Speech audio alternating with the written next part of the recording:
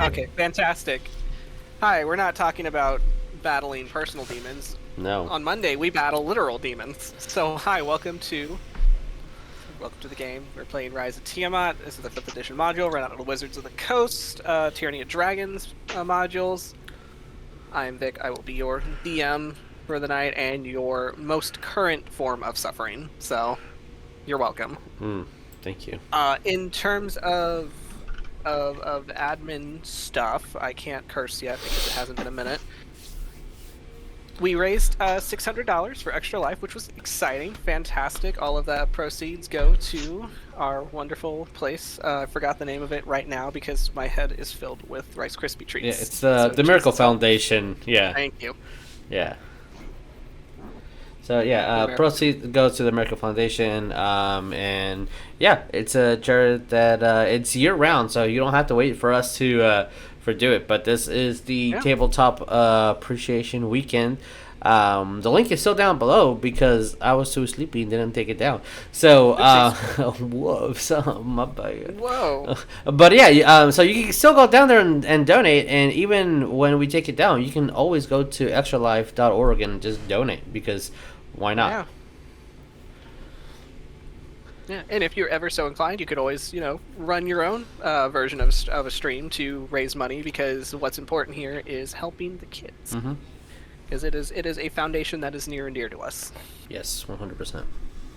So, with that, all the links for everything's down below. There's merch and crap. There's an Amazon link where you can go read my dad's book because he is a retired old man that is living his best life of writing sci-fi novels, and he's doing a wonderful job. He's working on his 3rd and 4th book, and he's just living it up. If you want, you should go buy it. You should go review it on Amazon. You could also, I found out, review it on Goodreads if you have Goodreads. Oh, because there's a lot of nice little comments from there from people that used to play Gamma World that are loving the book. So that's exciting. Nice. That's fun. Awesome. So I'm like, great, my dad has a Goodreads, and I do too, where I read smut books. Whoops. Same. Lovely. Good stuff. Anyway, let's roll through intros so that we can get into tonight's fun. So, as once again, I am Vic. I will be your DM for the evening and your physical manifestation of a wizard tower. And sharing the living space with me is Tabby. Who are you playing? Oh my god, I almost choked and died. Like I said, everybody. you sometimes forget how to breathe. You're not Nico tonight. Shut up. Hi everybody, I am Tabatha. I would be playing Patient/Rosemary, the Sorcerer/Ranger. Very nice. Very, very nice. Alright, Jesus, who are you playing tonight? I am playing Tarsius Chadington. Tarsius. Oh yeah.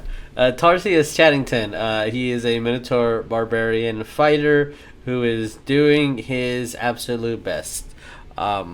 He is a good boy with a good background from a good school, who is learning the dangers of the world. Good for him. Good for him. And for his sister, Jeremiah, who are you playing? I am playing Cordelia Chadington, Medusa, fighter, blood hunter, rogue. Nice. And I just want to say, all of you guys, you are one in a trillion. I love it. Aww. One of these days, I'm gonna beat Jeremiah to a shitty pun. One day. Also, eat more Whole Foods. I can agree to that. Not you, Hawk. Oh. Why not? Anyway, speaking of, hey, Sydney, who are you playing? I will be playing Nicodemus D. Hawkins, the human rune knight, who is having a crisis. Sorry, buddy. Vic. As we all are. Vic said most current form of suffering, and Hawk said harder, Daddy. Whatever happens tonight, that's on you. I know. Don't worry. So, And our holiest and most obviously celibate for last. Lynn, who are you playing? Obviously. I am playing Father Lark, the Tiefling Cleric of Ilmater. Who's having the best time right now, obviously. What a good time. Hawk, like he got to sit next to me for The a few silence hours. means He's yes. having a good time. The silence means yes, he agrees. So, with that, let's go ahead and roll our intro. All right.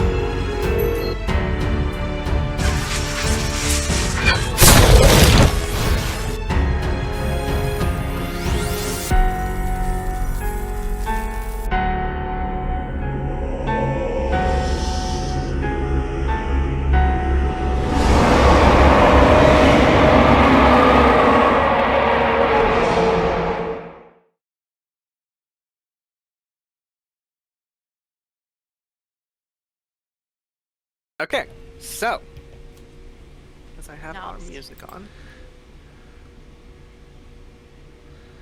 as we are all comfortable and safely hydrating, let us go into our recap.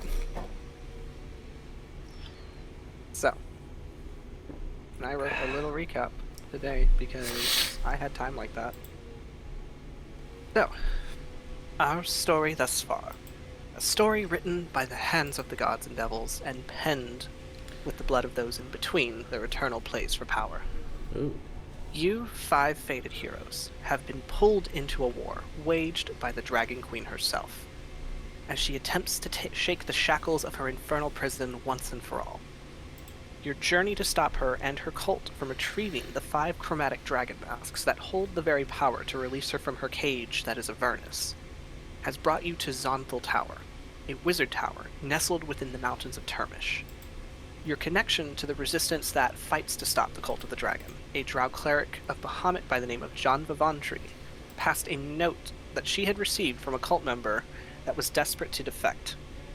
A man named Iskander begged to be rescued before his thread was cut short, and as reward for saving him, he offered the blue dragon mask, your final piece in the puzzle to stop Tiamat.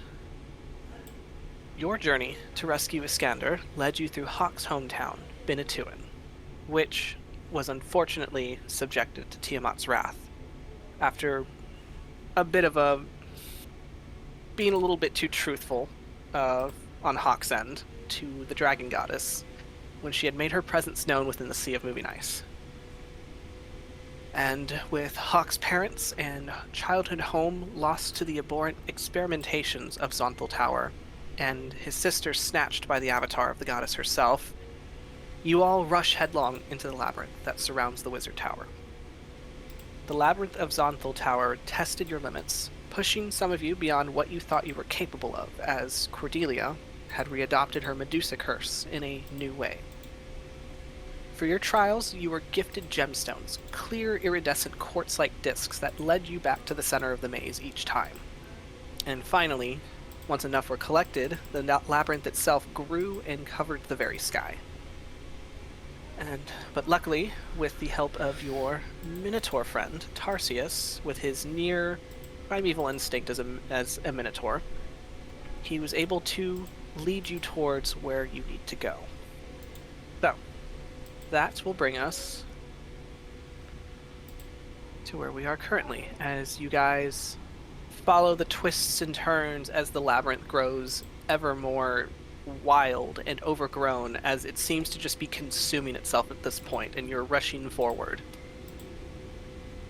But finally, after getting, whipped and scratched by stray branches, kind of falling over your feet as roots kind of knot and curl around the ground, you find yourself at a break. And that break is the very entrance of this tower, as before you had seen a structure before entering the labyrinth, a small, simple, gray-stoned tower, maybe no more than 3 stories high.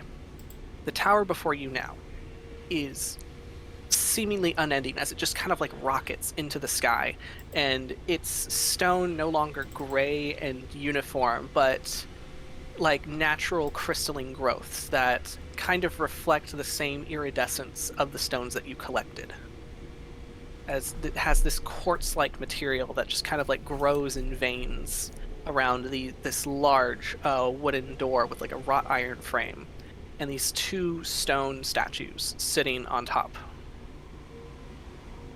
The ground itself is alight with what looks to be a magic sigil of some kind, as the sky around you is just growing dark as the maze covers itself up and you are just closed off from behind, leaving only you and the space between you and the tower. So, what do we do? First thing, I kind of want to use my eyes to see if I can detect any school of magic on that sigil. Sure. So, roll me an Arcana check.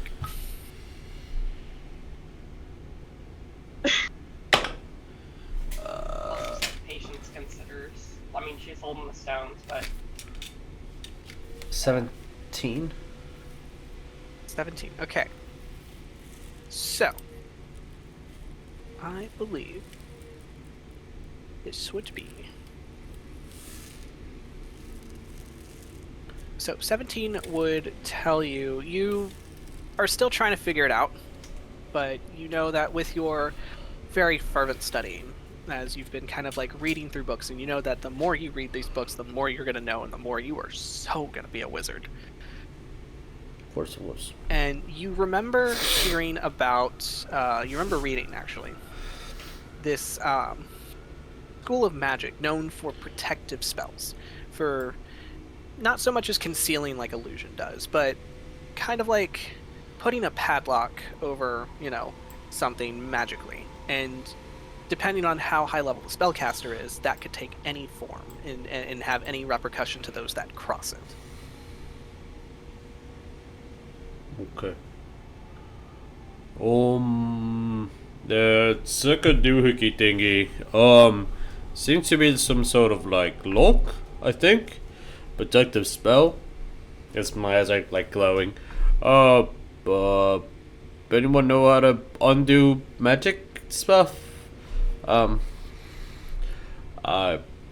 can hit it with an axe. I can try. Hawk is gonna like put his hand on Patience's head and be like, "Please don't touch it." I'm not gonna touch it. I'm gonna try to dispel it. Okay.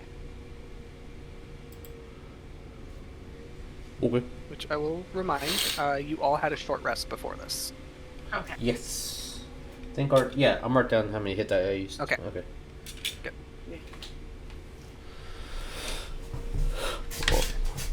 Alright, so Okay. patient. What do we plan to do? Can she also approach it and look at it and see if she can also identify it, like, at least by any type of spell of Sure. what it could be? Yeah, go ahead and roll a Arcana check as well. Arcana.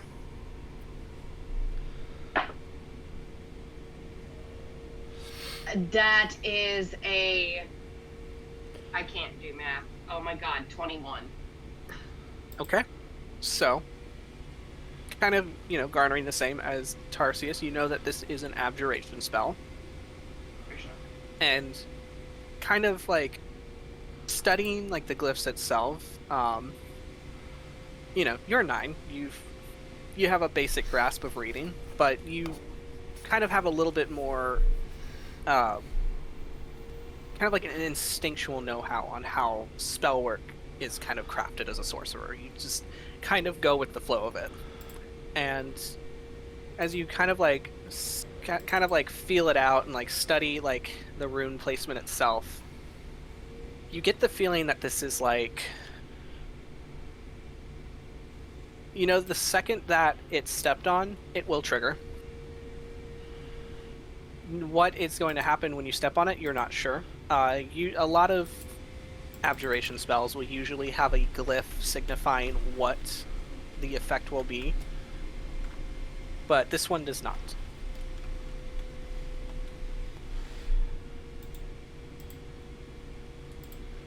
So it's definitely an abjuration spell. Abjuration. And something's gonna trigger if I catch it.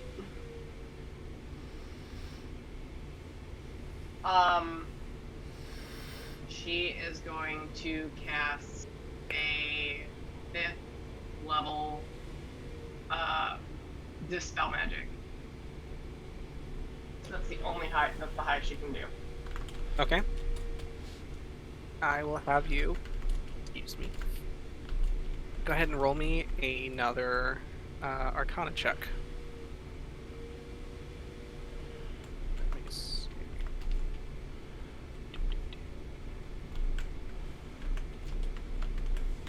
Then you have to roll me your d20.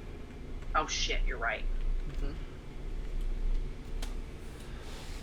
17 for the wild magic. Okay.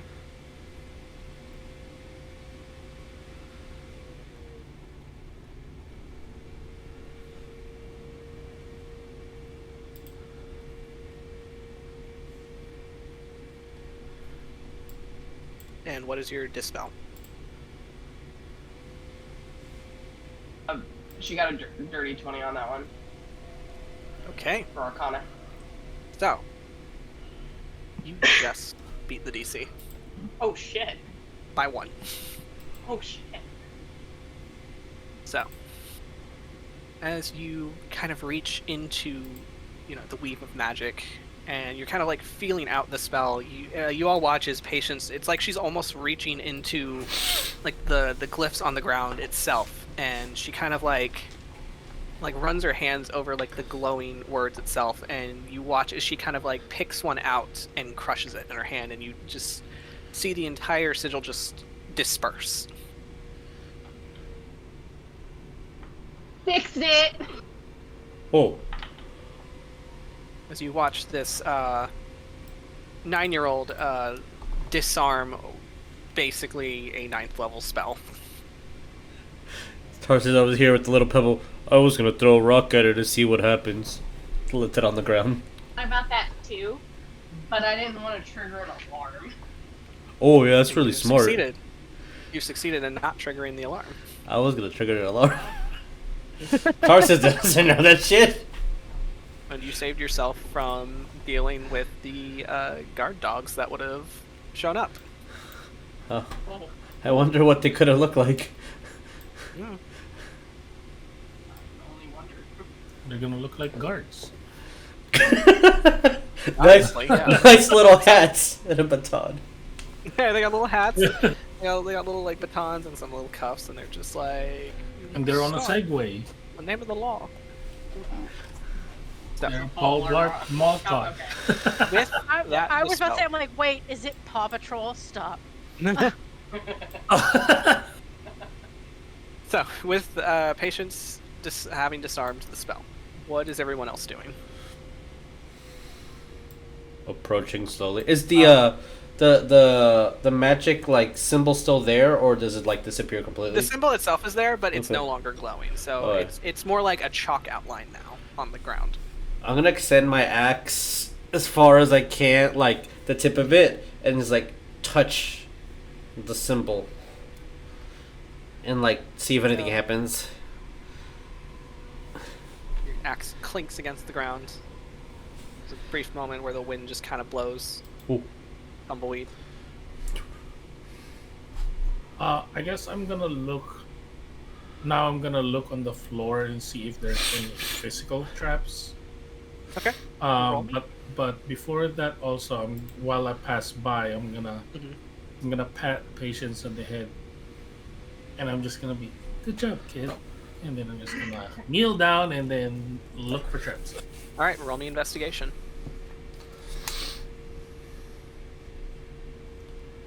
28.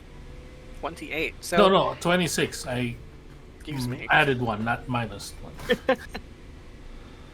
All right, so you kind of kneel down and you check for any like irregularities in like the cobblestone. You try to see if like there's one that looks a little bit more outlined than the other. You kind of like you know what to look for, and kind of after feeling it out, you'll kind of step forward and you'll like give like a light step here and there, and everything seems to be good.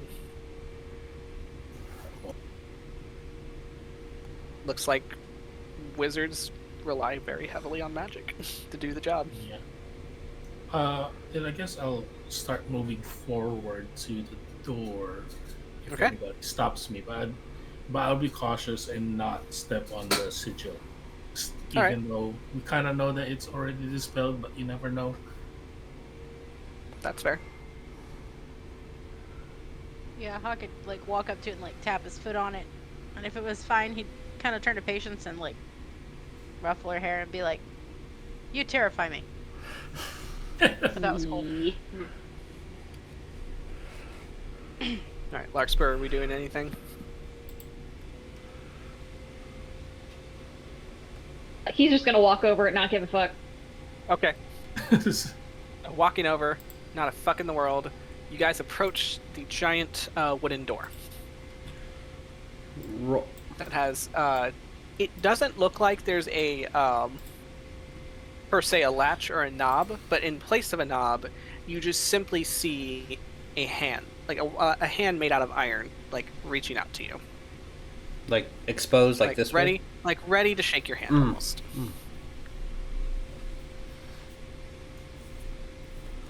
I'm gonna look at my sister. I mean, it's impolite not to shake its hand.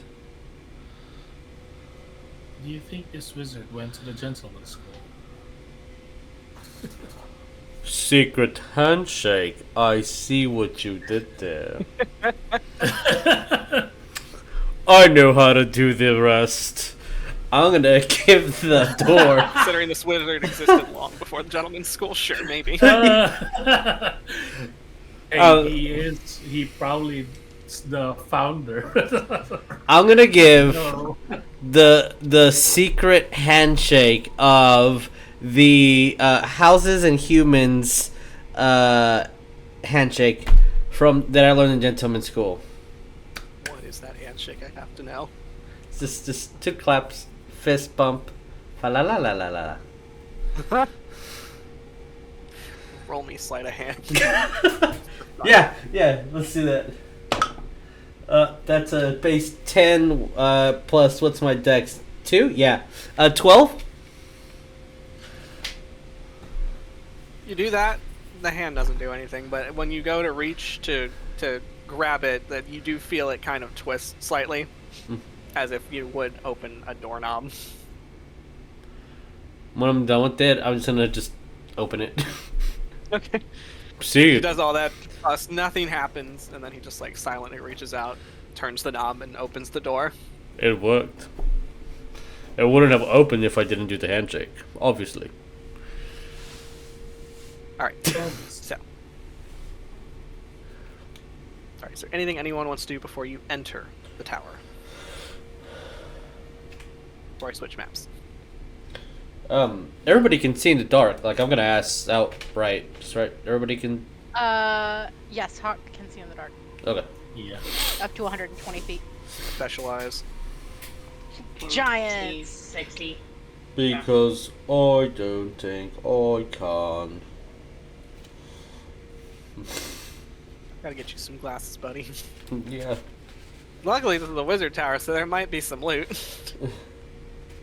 Alright, so, moving in to the receiving room. You guys enter into what is essentially the lobby of this tower. The doors close behind you, and you see the floor made of the same crystalline structure. Very, like, It's like and a little uneven in places, as if it's not like finely polished. And you see various structures here and there. Everyone roll me perception. I would like to be the person that says That's a nice view over dice there. are made out of the floor of this room. Is who, what, where? This dice. Oh, nice. Oh, Like, nice. That's a 14. That's cool. Base 15. I'm looking at that corner over there, and it looks cool over there. Oh, shit. Check that out. Oops. you said perception, right? Yes. Ew. 19 for Cordelia. 20. 19 for Hawk. 21. Okay. 17. I heard 21. Hmm? All right. So, That's a lot of red lyrium. Like a lot. God. isn't it just? Right. Why is so itchy? So. Let me move some things around.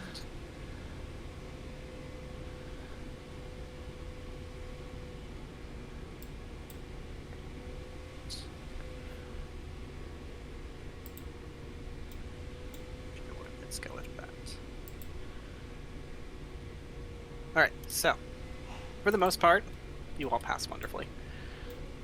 The first and most obvious thing you can see is this statue, kind of like set before you, and there's this, there's these circles on the ground that kind of like have these glowing sigils on them, and the statue itself looks to be that of a certain devil, actually. As you see this tall, very imposing figure with like these, I believe, 6 horns and these long, like leathery wings, and then another set of wings that kind of curl around the base, as he looks to be sitting almost playfully so, with a and it's a statue that looks to be made out of gold almost. Thank God Grayson's not here. Odd, right? Calm down. Wrong one. Oh, fuck. I don't think he'd like you macking on his brother like that. The fucking in-laws. Right. He's like, oh, so they just all are tits out all the time? I love this family. As it looks like he's kind of like sitting almost playfully so, as like in one hand you see this, what looks to be like this long, like, trailing like scroll of paper, and in the other hand there is a quill, as there's like this like little like glint of a smile on his face. As I will have, if you guys want to roll let's call it a religion, to see if you remember who this is, or if you know who this is, if you've seen his iconography anywhere. That's a good roll. That was an 18. 18. Okay. Yeah. What'd you get? Patience? I heard you break out. Natural 20. Natural 20. 19. What'd you get? 19. Okay. So, yeah, natural 20. There's no pluses to it. Of course. Jeremiah, what'd you get? 25. Good lord. I'm proficient in religion. Hawk, because did that's you where tell me she yours? studied. No, he got a 4. Oh. He's not thinking about that kind of church. You're just like, he's kind of hot. Like, you know, he's kind of. Like, God, no, but He's like, I mean them titties though.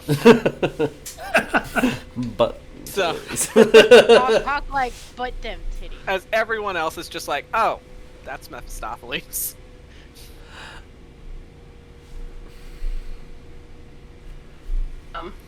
You cut out again, Tab. Oh, I spoke to him. the statue? Hawk like, oh Why? yeah, I'd like to also be muffled that's in those titties, yes. You what? Out loud? That's what you said his name is, right? What's the... This Mephistopheles titties. kind of Larkspur just kind of harumps to the side. Muffle them titties. Hawk like, look, I'm not religious. And he's gonna kind of like look around for other shit to look at. He's like, if anyone else is available. Right. So I don't think this guy can solve my problems, actually. I think he might have caused them. I'm gonna go over here. I mean, if you want him to solve your problems, he can solve your problems. Can he? I mean... For a price, probably. I mean, what's So, the price? you see the visage of Lord Mephistopheles. And kind of connecting with that, Cordelia, you've done your research. You know that he is a devil lord that is kind of revered in a way among most wizards. And sometimes, does deals here and there, knowing that you're going to be running into red wizards as well. He kind of likes to play around in those circles just for fun. Yeah, Just that's your... hot. Yeah. And he's hot, yes. And Patience, that's your Uncle Mephistopheles. My grunkle? Mr. Okay. Mephistopheles. Grockle. A magical Mr. Mephistopheles. The magical Mr. Mephistopheles. When is the musical? I mean, just, he'll break out in a song if you want. If he shows up in a leotard and a cat costume, I'm leaving.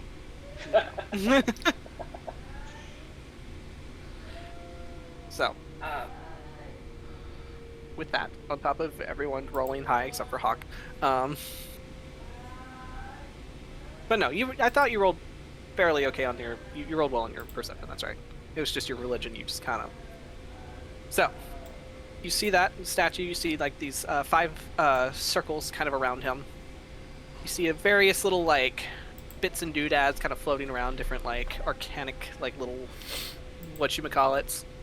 Off to the side though, Lark, you kind of notice this more so since you're the one that's most to the right. You see a kind of like a side like corridor where there's like a desk, there's some papers, and there's some bodies just kind of left there. He's gonna go look at them bodies. All right. So you go do that. Yes, okay, everyone has control of their character. Fantastic. So you go do that. You are greeted by a desk. There are some scrolls there. There's a book, which when you look at it, it looks to be a ledger of some kind. And then the bodies, which you are obviously looking at. Yeah, he's gonna look at the bodies first. Okay. Yeah.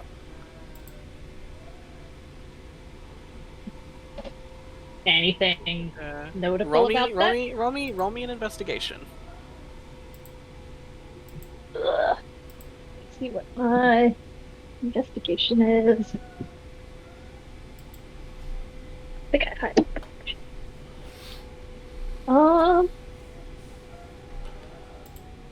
16. Okay. So they all seem to be kind of, they're obviously dead. And they're all kind of like bound and wrapped up in cloth, just I guess for ease of transport. As they are very much dead. Kind of mostly human. From if you bother to unwrap the wrappings. Mm-hmm. If you choose to are they like that. cocooned? Yes. Like mummified almost. Like just kinda like wrapped up. Okay. So if you choose to unwrap them. Okay. Is there anything like between them that they have like something similar between all of them that would?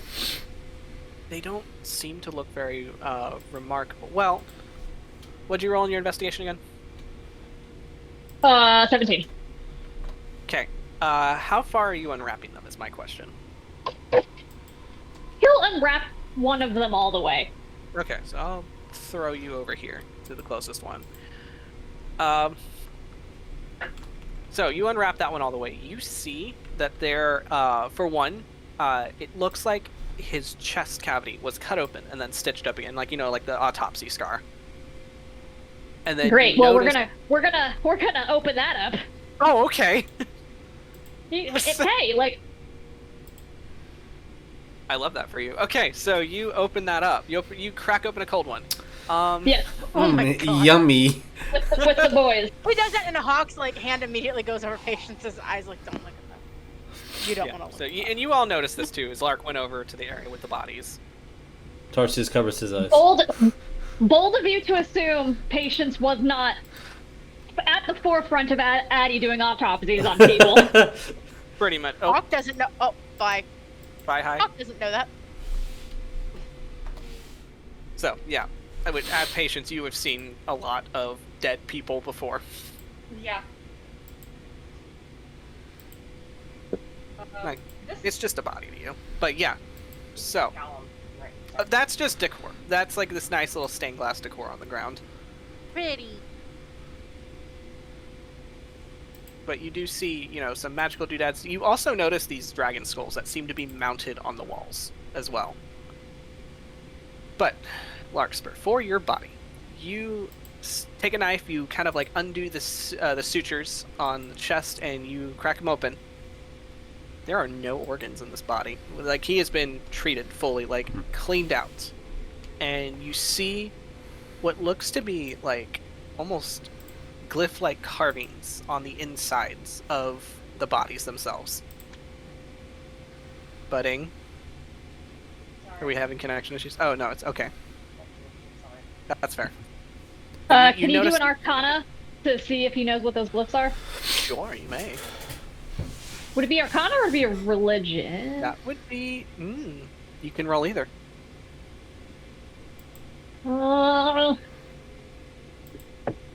Let's do...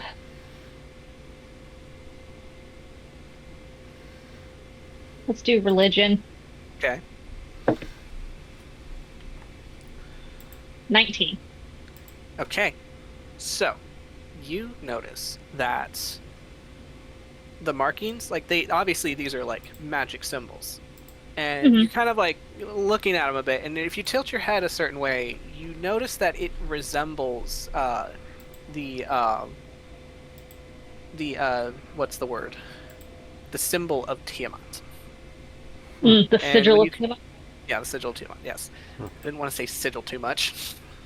Sigil. Sigil. But you notice that it's the sigil of Tiamat, and when you kind of like lean back a bit just to kind of study it, like just kind of like take them all in, you notice that that they all kind of bear a similarity to, they I would say that in your time as a priest, you've seen all manners of troubles. So you are not unfamiliar to people modifying bodies or things with a certain school of magic, and that magic being transmutation.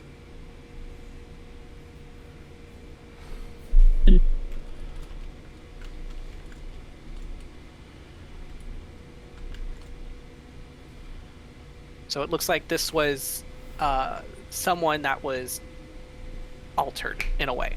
And you kind of notice that, like, now that you're realizing that this is transmutation, like, it kind of like pulls your focus back, and you see that there's like spots on the skin, say like on like the soft parts on the under the forearm, where you see like these raised bumps, and when you kind of like brush your knife against it, the skin comes away, and you see what looks to be scales, like kind of patched underneath. You see that the nails are like slightly longer, and like some people sometimes have like long nasty nails, like you've seen strangers, but this is like almost like the nails were like kind of like shaped into claws almost. You can see like the skin around the fingernails had been like either bitten away or worn away in some way. And if you like kind of like lift the gums of like the mouth, you'll see that there are the normal sets of teeth of the person, but you also see these fangs growing in over top. So this looks like a failed experiment that just couldn't survive in that fast-paced environment.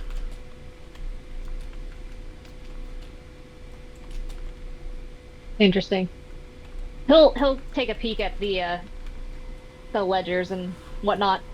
Okay. And you take a peek at the ledgers, and it pretty much reads like a shipment manifest. So it'll have, on this date.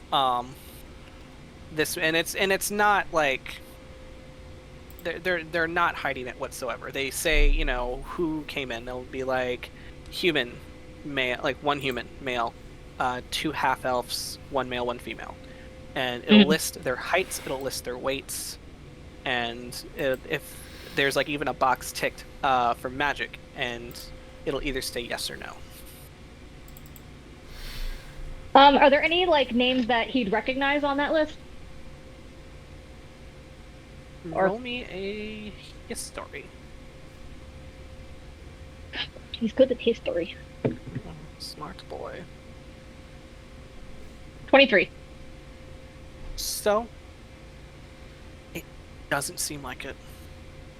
These all seem to be like, you kind of like flip through it, and this ledger only goes back like maybe a couple of weeks. But as far as you can tell, you don't recognize any names on there.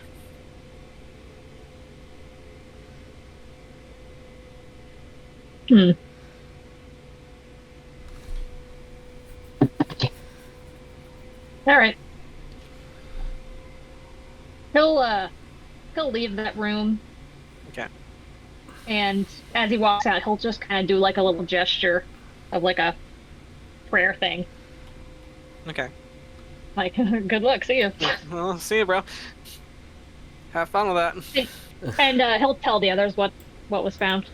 Okay, so you all are told about that area, about how there's a ledger over there that has names of people, has descriptions, whether or not they were magical.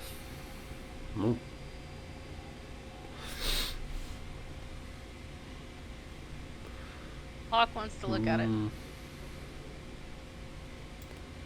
I'm gonna go over Oh, here. sorry, Hawk. Sorry, Lark. I forgot that actually did skip my mind. You do recognize the names of Hawk's parents on there. No. Yeah, he'll be like, "Oh, hey, your parents are on this list," and then just leave him to that. By the way. Yes. By the way, And it, like you said, it says what was done to them. It says it just has like what they were, and then whether or not they were magic. All right. And But Hawk's sister there would probably isn't on the also list? be like a box ticked if, you know, it's mentioned that it was a failure. And Hawk's sister is not on the list. If you go to look at that, no.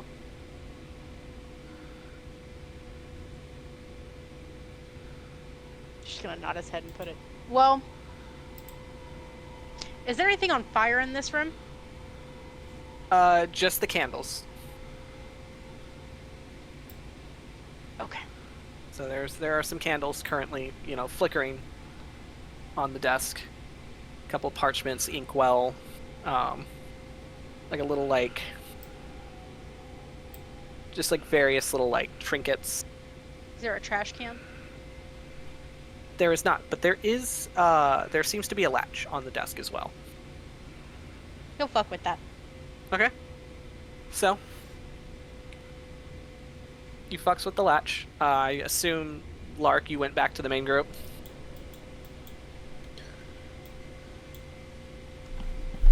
Lark. Larkspur. Larkspur.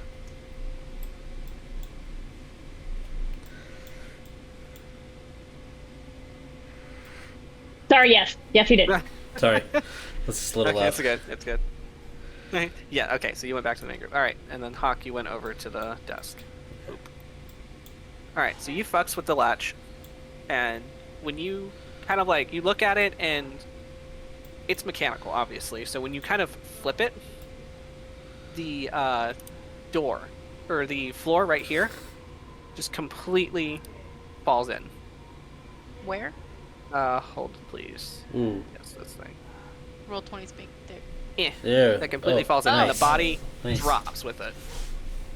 Oh, okay. Like it just completely dropped, or like it opened? Yeah, it like opened like a trapdoor, so it opened Okay. inward. You know, like a laundry chute, just.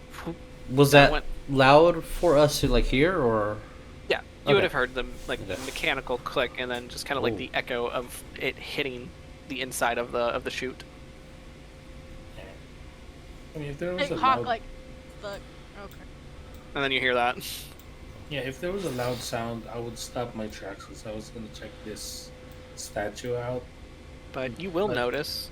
Sorry, just Yeah. real quick. You will notice there are no doors in this room other than the one you came through. But what were you checking, Cordelia? No, it's more of I wanted to check the statue, but I guess Sure. towards the middle of it, I hear that loud sound. I'll make my way over there. Okay. Oh. Okay.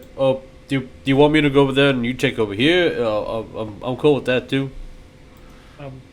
Just want to make sure that Hawk is safe. How tall is this wall, DM? That wall? Uh-huh. That goes up to the ceiling. Oh, okay. Then never mind. I was gonna see like, could you see? But no, never mind. Okay. Oh. So it's like a little alcove. Peek around. Yep. Oh, Exactly what happened. if Hawk's breathing, like, oh, he's fine. Yeah, you see Hawk standing there. You see him like with his hand on the latch, like he was like just busted, and you see the bodies, and then you see the chute right next to him, and then also next to the table are these people-sized cages.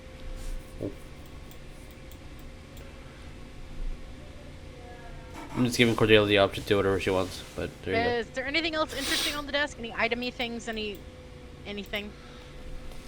So there are scrolls, obviously, and there is you'll see like a little box, and when you open the box, you'll see that it has about just like a smattering of coin that was probably collected from those that came through, and roughly it'll equal about 150 gold. Hawk like, yep, that's coming back with me. Yeah, it equals 150 gold, but from what you can see, it's basically like the earnings of those from Benetouan, so it's mostly silver and copper. Okay. Yeah, he'll kind of put that in his bag like, nope, that comes back with me. It might not belong to whoever had it in the first place, but it's going back to the town at the very least.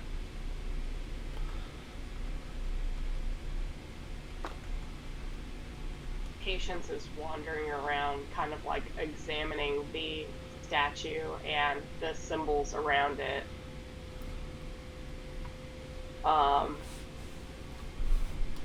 My question is, what's Cordelia doing? I'm just gonna.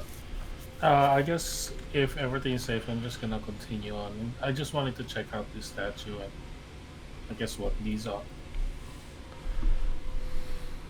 Okay, those look to be just like these little floating, like little thingamabobs, just arcanic, fancy, and decorative. Okay. I don't want to walk at the little sigils just yet. Okay. I guess I just want to check it out and trap searching. All right. Not really into magic, so physical traps, I guess. All right. Roll me perception. That's weird. Oh, that is 14. 14. Okay. From the looks of things, like you're kind of distracted a little bit by the little floating like globes, and you're just like, that's very interesting. But as far as it goes, you don't really see anything physical. Whether or not there's something magical, that could be a thing. But from what you can tell, nothing mechanical or out of the ordinary. I will say that out loud, but I will tell them to just be careful of possible magic traps. I can't really detect those that well. Okay. If I see anything magic, I'll point it out, like with my eyeballs. Okay. DM, a question. The tower extends upwards, right? So where you're at currently, Over at the top. it looks to be like a regular room size. So the ceiling goes up about maybe 15 or so feet. Okay. But, So you're just like in a box at this point. Okay. But from the outside, before we came in, it was like a Yeah, it went up. It Okay. was tall. I'm just gonna casually just like, I don't see any stairs. That's it. That's the only thing I'm pointing out. Patience, what are we doing? She's just looking at them, and did Hawk state it out loud that there weren't any doors? Well, you guys initially noticed that when Okay. you came in. And with Tarsius saying that, can she try to deduce that whatever these things are on the ground might be the way of how to get around? You can roll me an Arcana check. Okie dokie. That is a 16. Okay. So you, kind of study the. For a moment, you're studying the circles on the ground, and for a very brief moment, out of the corner of your eye, you swear you see the statue turn to look at you, and you hear a voice. Such a clever little spellcaster. But when you look up at the statue, it's back in the same position that it was in. I didn't hear that, sorry. Her just being like, we're gonna process that later. Yeah, and But you can deduce these are teleportation circles. Yeah. Hey guys. Yep. Where they lead, you don't know. That's the scary part.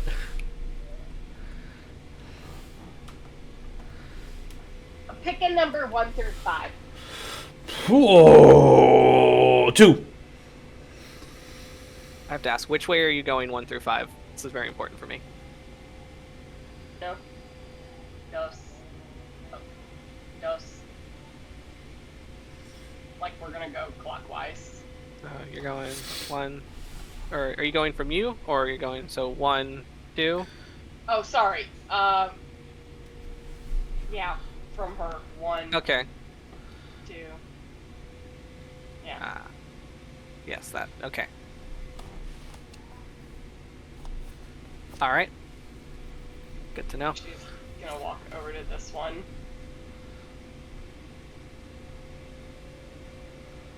Okay. I'm gonna step on circle. Just don't say it, they just fucking step on it. Hawk's like, I would rather you didn't. Too late. It happened. I know. She's on the other side, everyone's on the other side. Yep. You all watch like you kind of like, as you're exploring the area, kind of Hawk, you more so thinking about the names in that ledger and knowing that the coin you now carry came from your town. There's a moment where you just lose sight of Patience as she kind of like walks around the statue. Just literally Patience, you're walking, going... and you just see her lift up hoof, like getting ready to step right on it. Just. There's one thing that Uncle West has taught you, Tarsius. And this is something that kind of sits with you today as a young adult, specifically with your younger sister. Silence is suspicious, and you know that when a child is quiet, something's happening. I'm just gonna, in a panic, oh, what are you doing? Just to like break the silence. Looks right at him as she steps on it. So you step on the teleportation circle? Yeah. Yeah. She Okay. can do it. Hawk's running. Alright, so you see her step on it, and Patience vanishes. Oh! Running Hawk would towards... be running and jumping right on it. Right on the teleportation circle. Okay.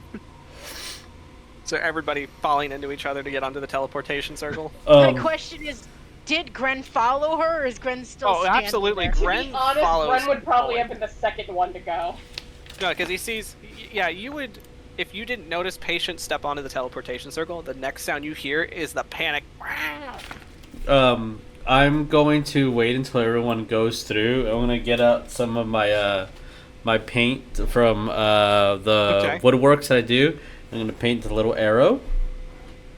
And I'm gonna put Patience ran. And then cap it. And then I'm gonna patiently wait for everyone to go through, and then I'm gonna go at the end. Just so we have a base. If anything happens, we're like, this is the one we went to the first time. That's the only thing that went through his head. Fair. Totally fair. Yeah. Right on. All right. I'm going to that same spot, I guess, where Patience went. All right. So Patience teleported through. Next, you see, like, as you all come running around, you see Gren, like, kind of climb onto the teleporter, and he also vanishes with it.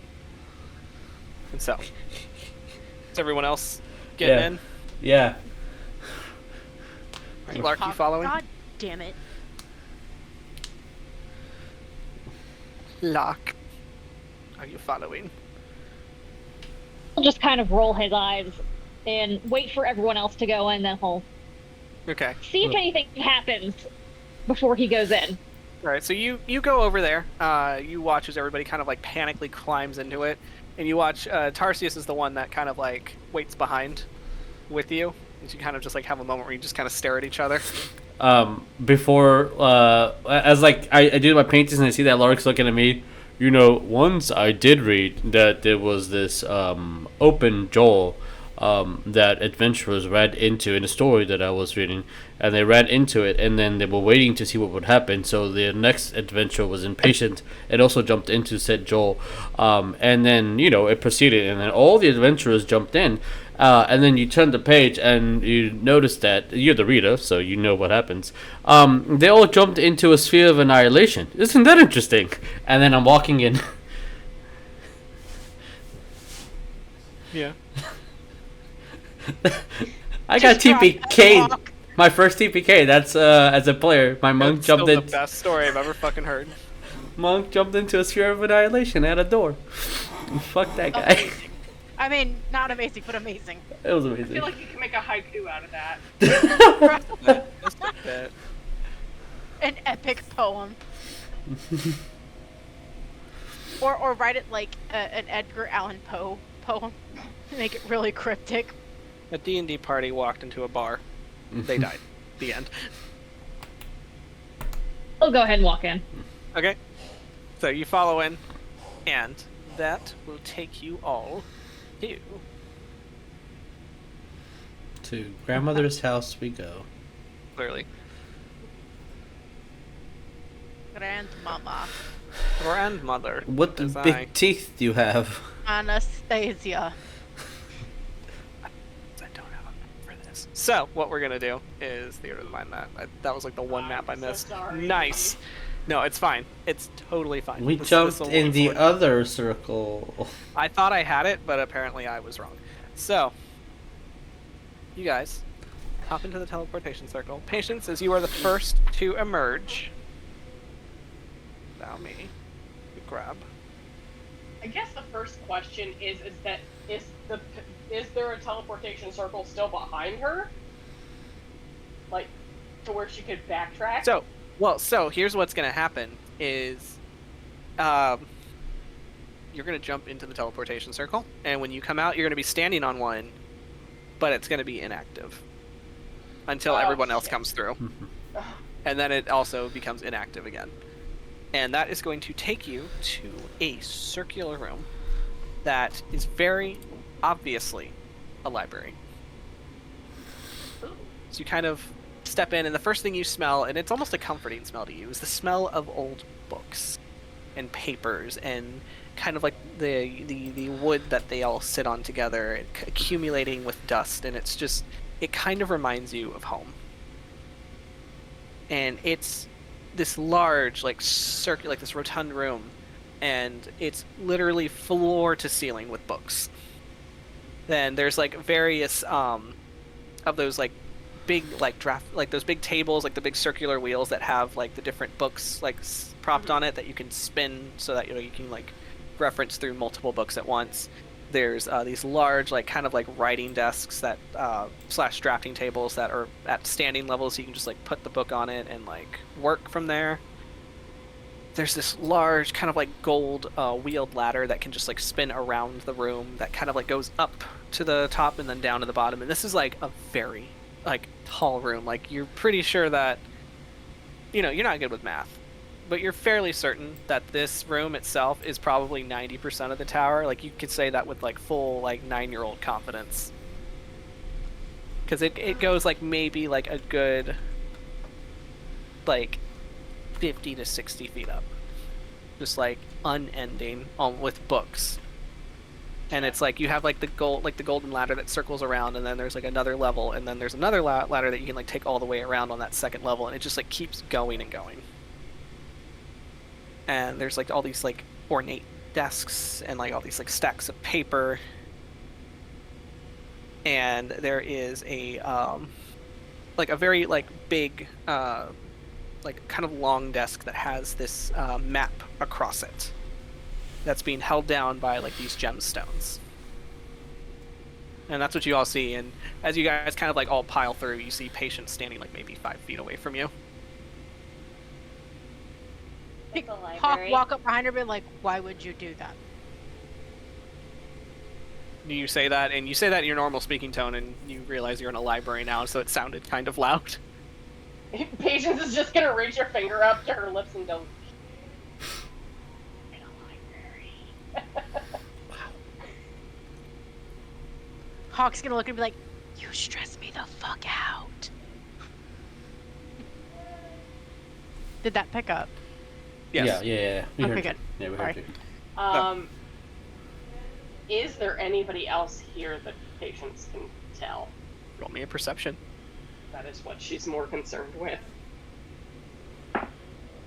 Ooh, that's a 19. You don't see any person. However, you do see books kind of being picked up from stacks and like reshelved by basically nothing. Like it looks like they're reshelving themselves in a way. But as you kind of like your eyes drift down to the ground, you can kind of see like the little like impressions in the ground, in the like the kind of like the carpeting of the rugs that are like scattered here and there of basic humanoid feet. And you get the vibe that these are unseen servants. Okay. As it seems their perpetual job is to clean up after the wizards.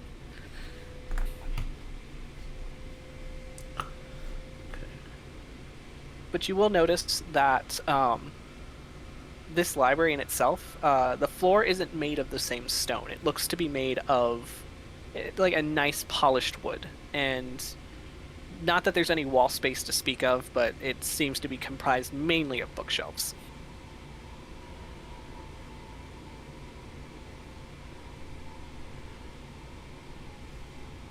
So basically this is a room that her father would love. Yeah, he would be hyperventilating. Like any book nerd in D&D history would be losing their fucking marbles here. Except for Grayson, he'd be like, "Oh, it's so small."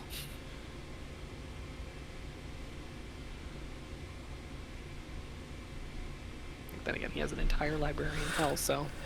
Yeah.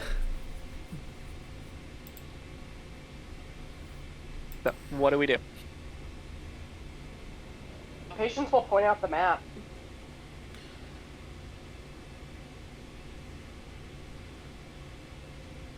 And then we're gonna peruse books. Okay. So, she points out the map to you.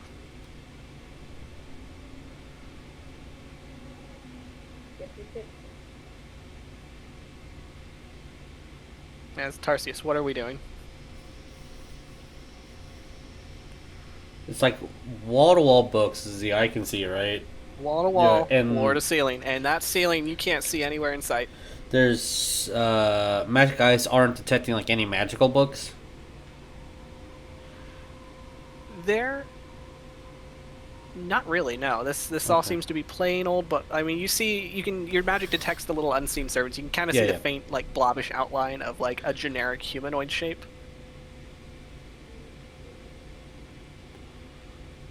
Ooh. I don't want to break anything. Like he's talking to himself out loud, but like if we make a permanent mark here, break something, like if we break a bookshelf layer, we have a permanent marker of that we were here, just in case we get lost.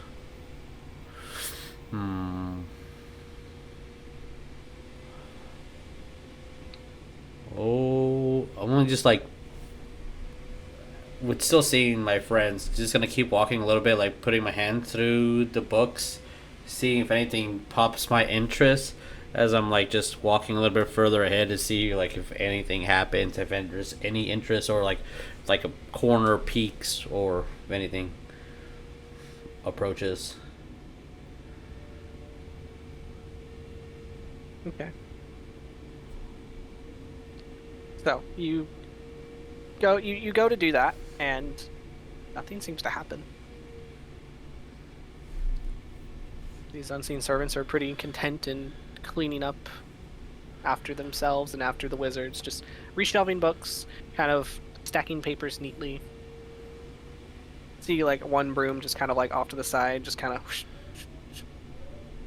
cleaning out any cobwebs.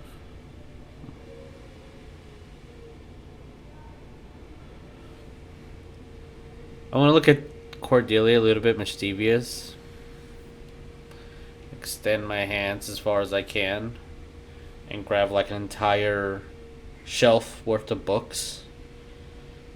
Grab them all and then just put them down neatly and gently putting the books down. Yeah, down. So like it's, I don't know, 15 books or something, like all stacked up. Okay. Off of their shelf. Just to see if any of the servants, and like right next to it, so it's not even that hard if they need to put it back up. But I want to see what the response time is for them to like come here, if they even respond at all. So, I will say, okay, let me roll a thing. That doggo needs to hush. So I will say within, as you stand there for a while, about 4 minutes pass. Oh, okay. And you see one kind of finish shelving the stack that was in its arms. And then you see like the little impressions, and everyone sees the impressions of the feet in the carpet. Tarsius, you see like the little outline of him as he kind of like walks his way over, and then starts taking book and shelving, and it looks like it's almost automatic, and it knows its own Dewey Decimal System. Okay, that's cool. Oh. Neat. Yeah. I don't want to be mean, I just wanted to test it out. Excuse me. Diradae Decimal System, that was the name of the wizard that invented Oh, the Diradae Decimal that. System. Diradae Decimal System, you know. Yes. Wizards and their needs for organization. Yes. Nerds. So they'll be appropriately, goodness, shelving the books. As Gren is getting upset at voting and yelling. How many shelves is there? So many. How big is the room? Very big. Like, so this is like, you look Brand? from floor to ceiling, and this seems to almost like go on forever. Okay, because I was This is like, if it's a 20 by 20 or maybe a 40 by 40 foot room, then I will touch all the book, try to see if a trapdoor opens in, Yeah, if you want to go explore and investigate. If there's like 10 thousands of books, but I don't think. Oh, so it's like a big circular room. So you've got like the bookshelf stacked all the way up to the ceiling, and you've got like lots of floor space for like drafting tables and like writing desks and like various like little like instruments of study. But like the books itself seem to all be kept to the ring around the room.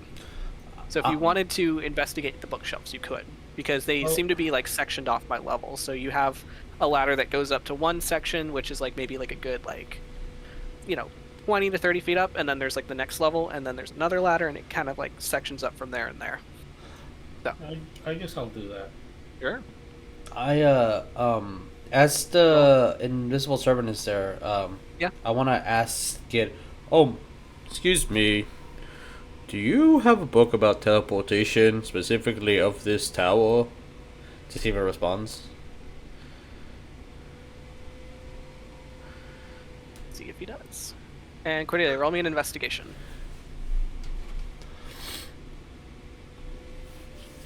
It's a 22. Okay. So, Tarsius, as you ask that question, Cordelia, you're kind of like feeling around the bookshelves, and you will notice you'll kind of like notice that there's a bit of a more of a space in the shelves between these two sets of like you notice like the bookcases, they're kind of like end to end, but you notice one particular one, it looks like two bookcases kind of put together, so you have like two pieces of like frame like together, whereas everything else is like one singular frame. Tarsius, for you ask about the teleportation, and you watch as the unseen servant kind of like walks off for a minute, and while she's doing her investigation, comes back and hands you a book on basic teleportation. Thank you. Gonna approach any of the adults. Book. Oops. Hit Mike. So you drop the book onto the table and it makes that noise. Yeah, How there we go. immersive. You hear an unseen servant. You hear an unseen servant. Sorry.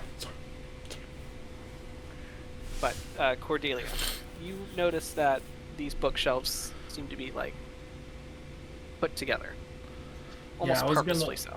I was gonna look on the floor if I see any scuff marks or whatnot that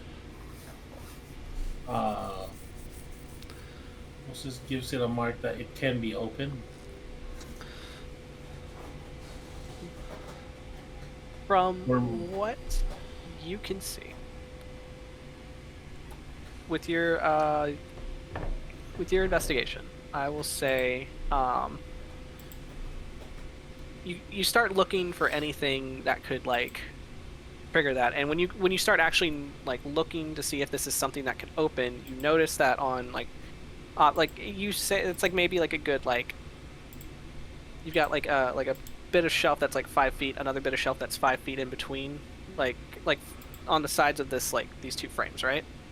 And now that you're looking for that, you see that there's these almost like these hinges kind of hidden like on the back end of the shelves itself, and you're like, this is something that swings open. And so you start looking for bits that might be able to open that. And roll me a history.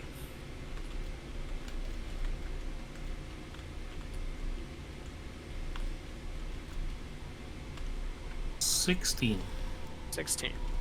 So, knowing that this is known as Xonthal's Tower, historically, and very obviously knowing that you have spent time with a wizard, you know that, wizards enjoy having their efforts recognized. And so naturally, having a wizard named Xonthal have a tower named after him, your eyes kind of start drifting around on the shelf, and you see one book in particular called the works and the works and accomplishments of the great and powerful Xonthal. And when you go to reach for that book, you feel it pull out, but then you hear the mechanical click of it, and the doors. You hear like a click, then you hear like that mechanical whirring of it kind of going around the frame, and these two bookcases swing outwards. And inside you see a private study, like kind of sequestered away into this library, where you see like private like collections of like books. You see like these different instruments. You see like a lot of fun things kind of like hanging out in this room. What do we do? I'll tell the people that there's a hidden room over here, and I'll slowly go in there. Okay. So, before we get to that, is anyone doing anything else within this library? What are you doing, Hawk? Hawk is not touching anything. Hawk is just kind of watching what's going on. Okay. He doesn't want to, like, trigger anything. He doesn't want to, like, make his presence more known than it might already be since he dropped something down a hole. Mm-hmm. He's kind of just taking things in and watching Patience. Okay. And Patience, what are we doing? We're going over and grabbing a book, any book that seems to very much make us catch our eye. Okay, what book catches our eye? I don't know if there's anything like on just like subtle like magic or anything like that, or just plant life and whatnot. She's gonna try to be sneaky about something here. Okay, roll me a stealth. Well, when she's grabbing that book, it's just what she's gonna do. Right, roll me a stealth. I know what you're doing. Okay, so 14 plus 7. I can't math. 14 plus 7, that is 22. 21. Oh, it's 21? 14 plus 7, you said, right? Yes. 21. Okay, sorry, then I was off by 1. My calculator. Okay. Okay. So, does anyone have a passive of 21? Let me double. No. Nah, dog. Oh, all right. So for the most part, everybody's kind of like occupied with their own thing, kind of like looking around. Tarsius, you're kind of looking at the book that you were given. Cordelia, you are about to alert everyone to what has just opened. And in that moment, Patience, you go sit with your big little book on plants that you find. And then I know you're also taking out your little red book and hiding that behind the pages of your big plant book. Yes. So, since we pre-rolled this, Yes. I'm going to go ahead. I think I will use... Which map do I want to use?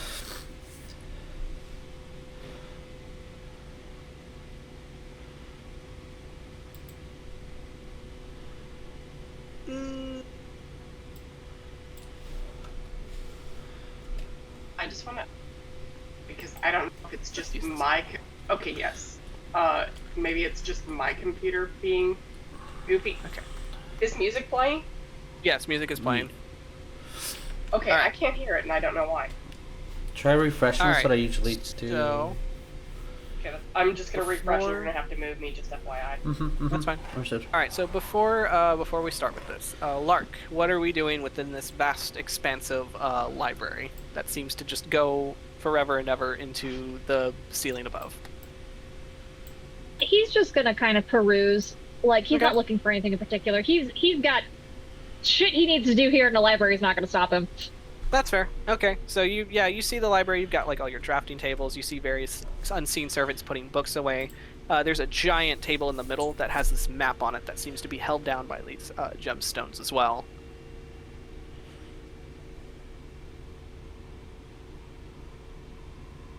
So, That is so weird. is there anything? So you're just gonna hang out and vibe? Yes. Okay. Fair enough. Alright, let me get this together. So, Patience, Yeah. you open your book. What is it you are looking for? I guess seeing if she can get any history, possibly on just like wizard towers and how they work. Okay. If Zonthal, if even going by stating like the name is Zonthal Tower, if there's even anything on that.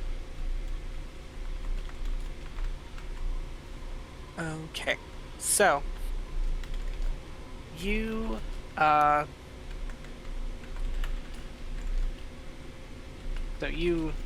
your question, and you see the words start to scroll across these black pages, and they are kind of like scrawling together so fast and like so like chaotically that it's starting to make your head hurt. And you kind of close your eyes for a moment and like kind of like pinch the bridge of your nose, and then when you open your eyes again, you find yourself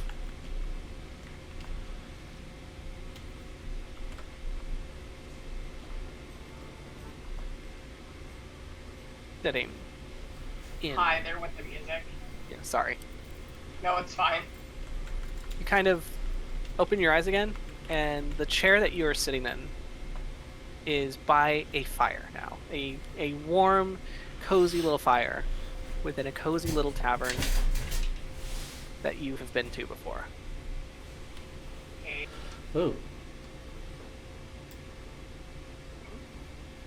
As you find yourself back at the Lucky You, and you have your book in your hand, no one else seems to be around, except for one person, and it seems to be Miss Una as she's kind of cleaning the bar. Kind of humming to herself and just, minding her business. Patience will get up and just kind of look around and be like, hello? Well, aren't you a nosy little thing? Is what Miss Una says to you. As she kind of hops up on the bar with her little goat hooves, and she just like sits on the corner, kind of like crossing her legs. I usually like to consider myself transactional, but a little freebie from me. If you keep fussing with that little book, you're gonna cause a lot of trouble.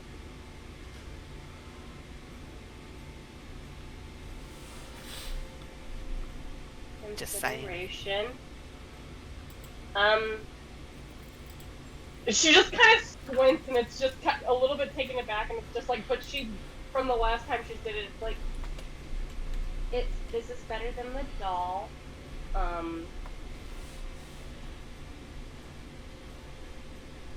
What doll?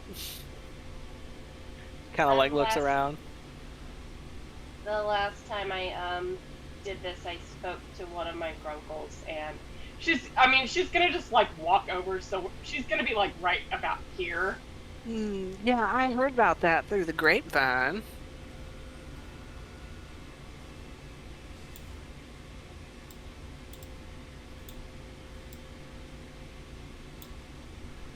Meanwhile, this child's like, my dad always told me not to talk to my grandfather or any of my grunkles, but... Oh, please. He's just being paranoid. I mean, we're all family. And, I was never one for kids, but I think, you seem fun. Poor 9-year-old's trying to rack her mind about, like, I'm sorry, I don't know who you are. Well, I mean, that is a little bit of a conundrum. Would you call me auntie or would you call me cousin? I'm not quite sure, actually.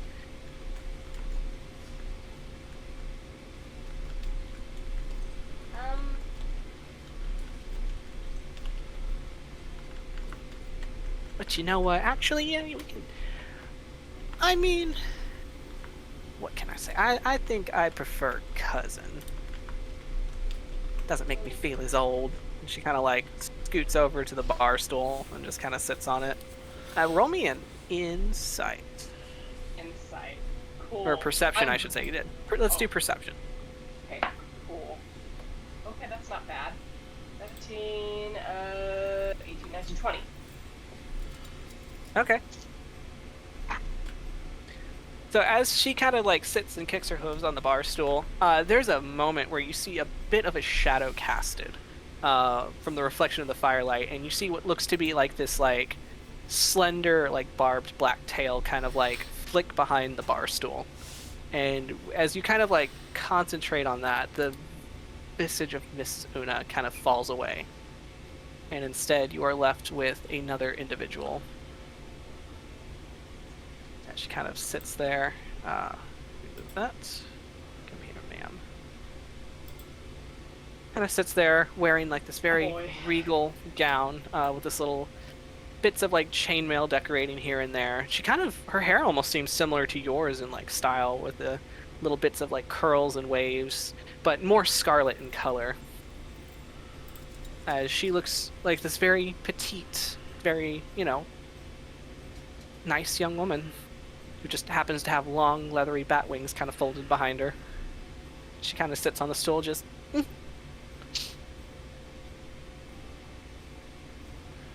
you for being transparent with your appearance. Oh, I did nothing of the sort. That's all you, baby.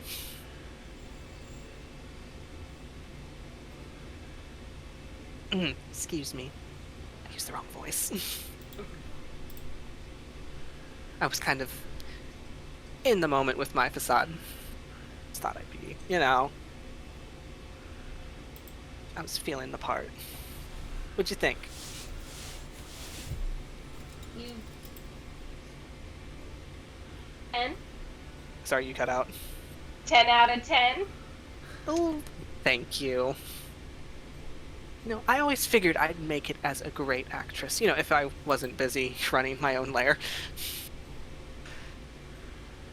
Like, thanks, Dad, for that one. I mean, thankful, but I'd like to have real hobbies. So, you have questions? Yes, do you have any information, I guess at least like on wizard towers and how they work? See, that would be Uncle M's thing, and you're kind of already heading towards a deficit with him, so I thought I'd do you a favor just to be like, maybe don't do that. Okay. I know you're not supposed to talk to Daddy. That was like a very clear written rule in his contractual obligations. So I'm what you consider a liaison. Is that too big of a word for you? Do I have to go smaller? Liaison mean? Well, I'm your friend. One. Consider me as a buffer. Just so, to not break the rules and to keep everything all hunky-dory. Wanted to let you know. Patience is nodding, and she does seem a little bit more comfortable because Dad didn't mention anything about this.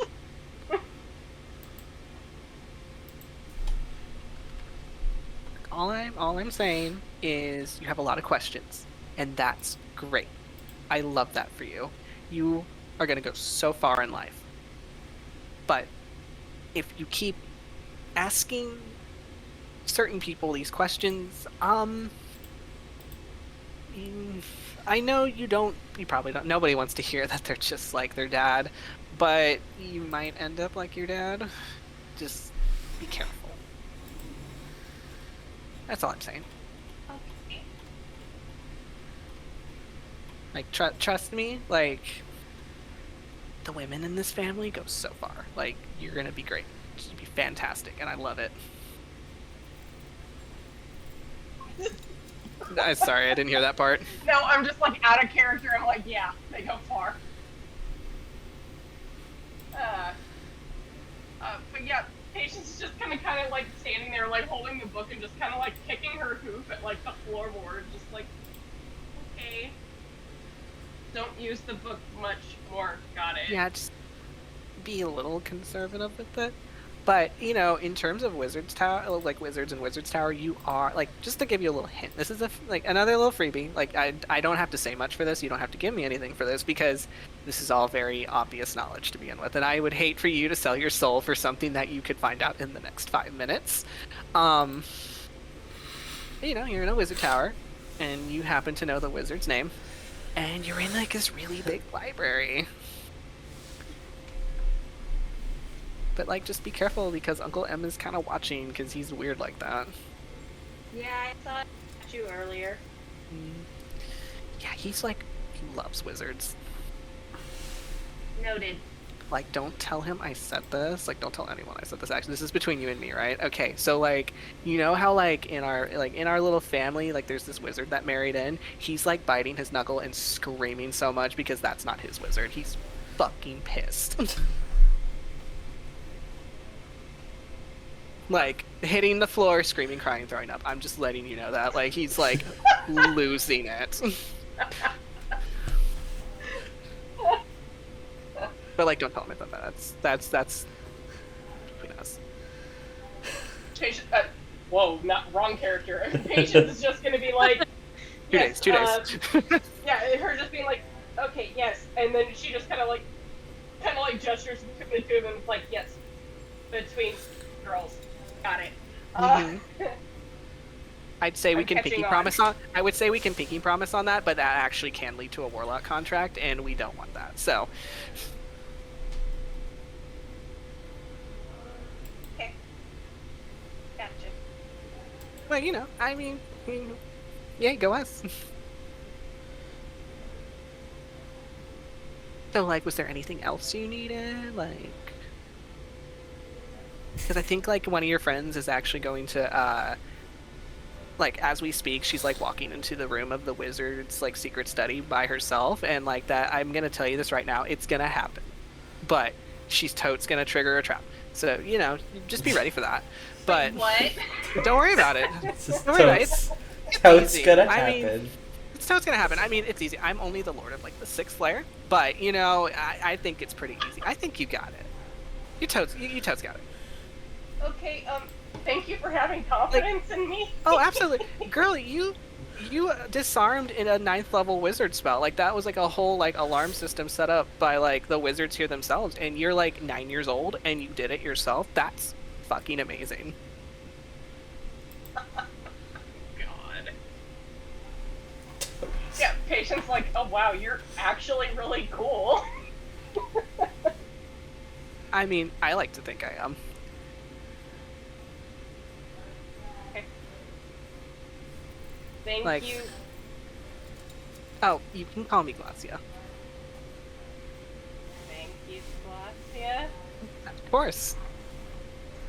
Like if like you really like if you really want my opinion and there's like almost if you really want my opinion, like current like you know, if you ever get to that point in your life, like you should like totes like run for your own lair. Like just go for it cuz like it's full of like old gross people right now.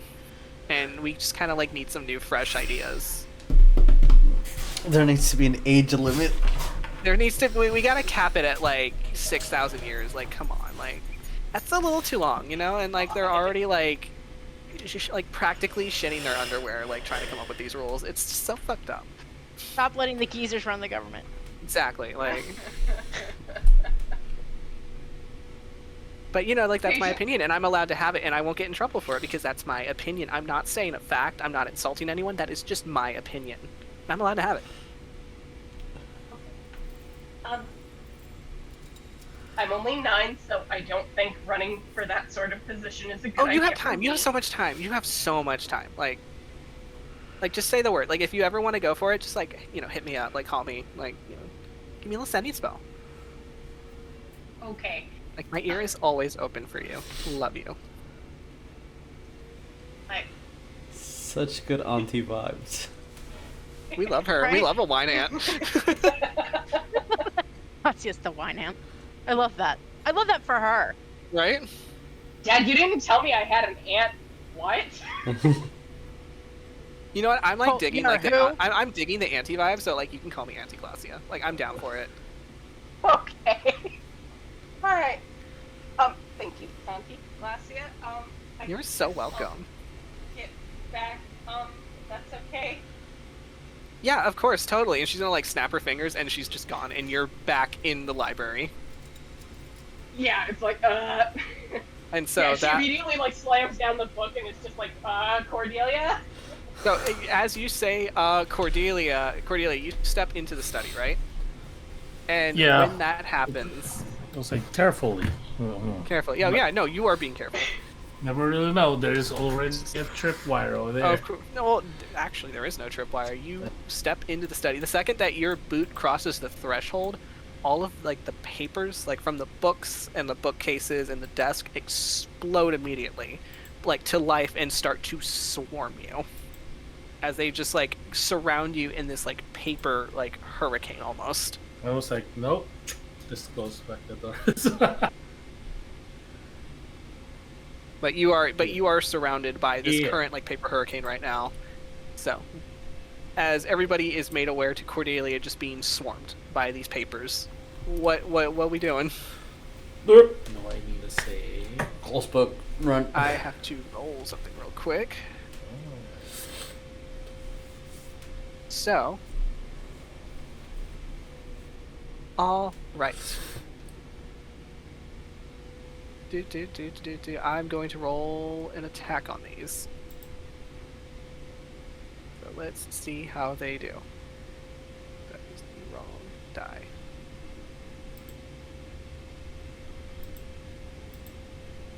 Okay, that is only an 8 to hit. As they start, like, the papers start, like, fluttering and, like, kind of like circling around you, and they try to slice at you with like their sharp edges of the paper, like worst paper cuts of your life, but you kind of like cover yourself like with your buckler and like all of like you make sure to cover all the important bits, and like they don't seem to be hitting you as effectively. So if you would like to take an action to retaliate, you may.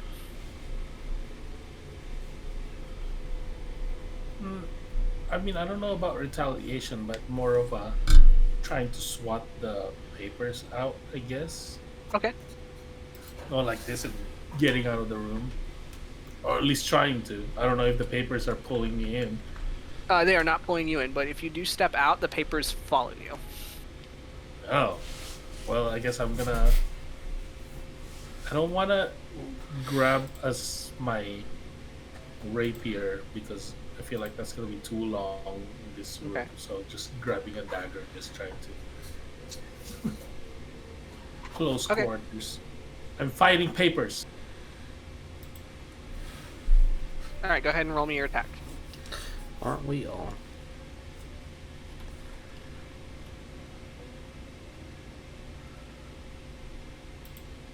It's 18. 18 will hit. So roll me your damage. I do my normal attack. Do you need my second take attack? it like a normal attack, yeah. Oh, the other one If you was want to not do, so one. if you have multi-attack, you may multi-attack. Yeah, the second attack was a natural one. Oh, I missed paper.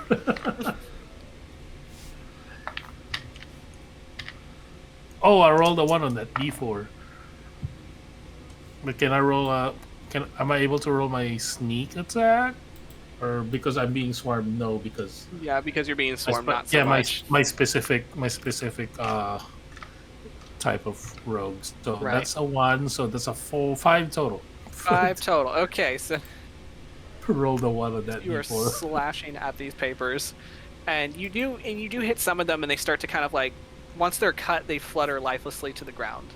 So, in terms of reaction time, I'm gonna give that to Tarsius first, since he's on a snap impulse when it comes to Cordelia being hurt. So To run in there, and instinct is to just grab her and like. right, you see that she's like surrounded by these papers, like it's like a mini like tornado around her. That's like just like. First is grab her shield, and then what happens next is what happens next. But that's like the first initial impulse. Like, I just want to put my body on top of her. Okay. Alright, so you go to shield her, and let me roll for these guys' attack on you.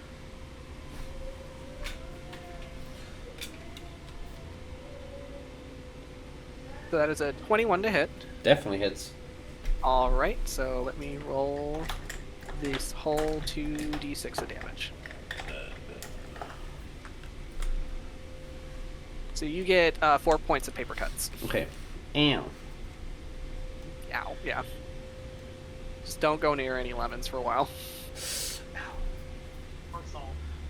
Or salt, yeah.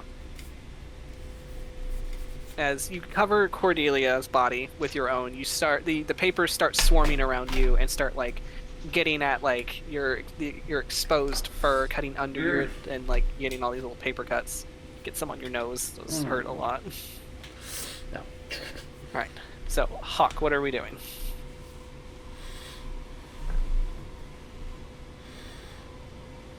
We're getting in our feelings. We're in our feelings? Yeah. Okay. Like, homeboy is having a hard time focusing on anything right now. We're swinging wildly between being mad and wanting to fight and help and being very, very sad. And not wanting to do anything but mope. So he's kind of just like, he's probably honestly standing there like eyes glazed over, contemplating his life choices. Okay.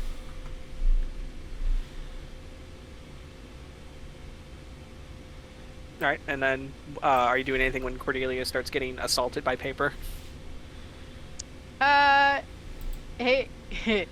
He'd probably kind of like just shake, and kind of like go over there and start like smacking at the paper, like just no weapon, no nothing, just like trying to like swat it out of the air like a fucking fly. Right, trying to swat it out of the air. Roll me an unarmed strike. I'm like, how good are we at that? We're not bad at that. All right. That was a waste of a good roll. It's a 25 to hit. Yeah, that hits. On a piece of paper. Slap. I'm like, what a waste. But yeah, he's gonna kind of like, I mean, he can't dispel or anything, but he's gonna be kind of like trying to just. But yes, a sword in this situation is like overkill, so he's just trying to like. Hell, if he can like grab him out of the air, he's gonna crumple him up and throw them. Okay, so you're effectively doing that, trying to picking away at the swarm. Patience, what are we doing?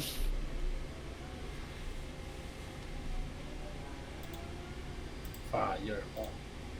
I mean, it's the most effective solution. It's a library. Patient, I can't hear you, Tab. Shit. Can you There hear you me are. now? Yes. Okay. Well, seeing that all happening all at once, we're going to try at least with the papers that are flying around, we are going to do a firebolt. Firebolt, okay. Roll me your attack.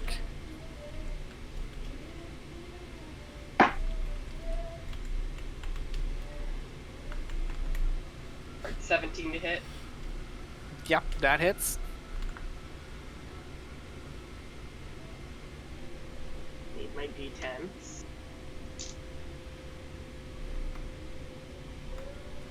D10, damn it.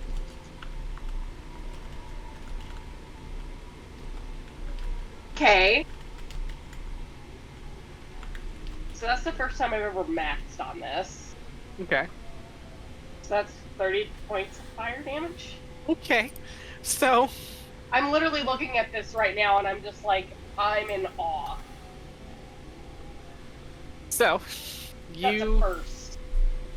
You ignite. You're kind of like taking careful aim with your firebolts as you aim between Tarsius and then Hawk, who's like crumpling these papers, and you send a firebolt out, and that firebolt hits dead center into the swarm and then explodes outwards, and you watch as all these papers just ignite and then just turn to ash from the fire. Yes. Because it's paper and it's gonna burn. That's what that does. Yeah, that's how that works. So as this swarm is reduced to a smoldering pile of ash, you are all safe from the onslaught. She does that, and it's like everything's falling on the ground, and Hawk's like stamping out things so that the whole library doesn't touch fire. All right. So.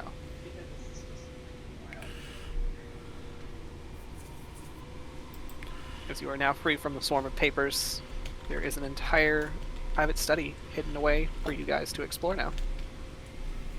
As Cordelia had opened these hidden bookshelves and revealed what looks to be the private study of Zonthal the Wizard himself.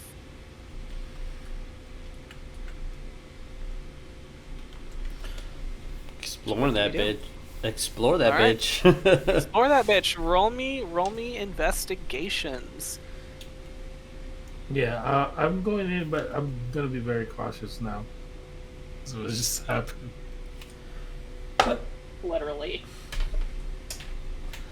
Damn, you'll be surprised that I got a 5. Oh, damn. That's a lot of books. Perception, you said? Yeah. Or investigation? Either or. If you want to like pick through it, you can. If you just want to take a gander, you can roll perception. I was an 18 for Hawk. Okay. That's funny, 18 as well. Okay. What'd you get, Cordelia? A 9. I'm proficient on investigation. I rolled a 2. You're Still kind of in the middle of traumatized. you're trying to calm your snakes down as they're all kind of like on edge now, like looking around. You're just like, it's okay, it's alright. Traumatized by dim papers. David, please. So. Alright, so Hawk, you rolled an 18. Patience, what did you roll again? She also got an 18. Fantastic. So, alright. And I know Lark will be kind of trailing behind since Lynn had to take her poor little puppy outside. He is not feeling good. So, So Hawk and Patience, as you guys enter into this private study, you it's like a good size like office study where like you enter in, you see like the big ornate desk, you see various like bits and doodads, and it's the same where it's like lined like wall to wall to wall, and even on the ceiling, like you don't know how, I mean obviously magic, but the ceiling itself is bookshelves, and all the books are like the spines are facing down towards you. So like this is literally a room like Minecraft style, like built with bookshelves. Okay. Nice. And it kind of domes up just a bit to like fit even more books. But this is a very nice space. And Hawk, as you are, since you would be a little bit more proficient in this, with your very studious nerdy brain, with your investigation, you're looking at these, you've got books upon books. There's pamphlets, there's folios written by this great wizard himself, scrolls and tablets, and various like different items that if you had to put a number to it, this entire collection alone would be worth about 50,000 gold. Jeez. Maybe even more. But you are finding so much crazy stuff here. You would find So you find 2 stones. Both of them are Ioun stones. One of intellect, one of absorption. Nice. Framed on the wall, like kind of in between these bookshelves, like there's like mounts for different things. There's a mount for a sword. And it is a very nice sword, I will say.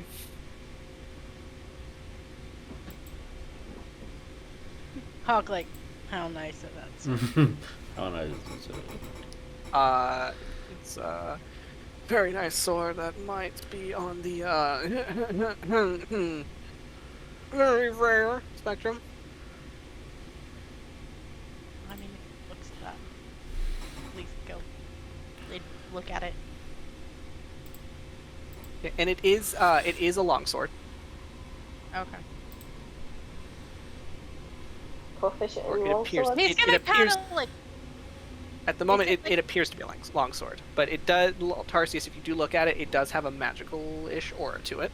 Ooh, what does do? Or at least what school of magic is it? That's as far as I can go.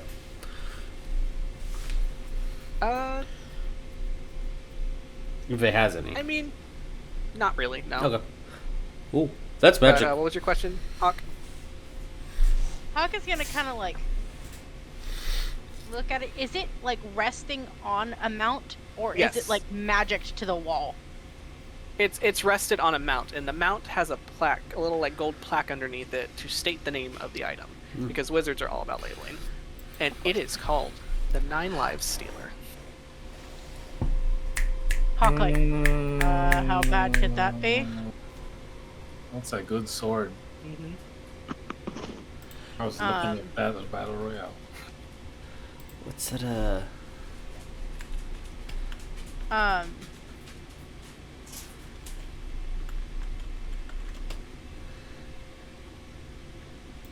Yeah, Hawk's gonna sit there and kind of like, he's gonna look at it a second and then kind of like tap, like he wants to see if, and this is the stupidest way to do this, but he doesn't have magic. He's gonna tap to see if it's safe to pick up the sword. You tap the sword, and you just touched a sword. Actually, roll me sleight of hand, because you're trying to tap a fucking sword. Rip. It's a good thing he has advantage on that. And you're you're looking at this sword, and like you tap on it, and going like based off of the image alone, it's like this dark iron-looking sword. It has a skull for its pommel, a red gemstone clenched between its teeth. You have like various skulls like sticking out of the handles and even like towards like the hilt of the sword that also have the same gemstones like clenched in their teeth. And you go and you tap the sword, and roll me your sleight of hand. We have advantage on that, so okay, 16. Okay, so you don't cut yourself on the sword when you try to tap it. How fortunate. Right. It doesn't do much. Yeah, if it doesn't do anything, he'll go to actually take it off the wall. Okay, so you go, you dismount it, and you're kind of like holding it in your hands. And it is a magical weapon, so it has like a good balance to it. And you're like, damn, this is fucking nice. Like you're not gonna go like full on swinging it, but you're just like kind of like hefting it in your hand, and you're like, this is a very balanced sword. Hawk's gonna be like, I think that's coming with me. Okay. And then he's like, we're shopping now. Like, what else is in this room? What other cool things are in this room? And yeah, he's just gonna kind of, yeah, he'll pick up the sword, but he's gonna keep kind of walking around and seeing what else is laying around that could be important or useful. So, or both.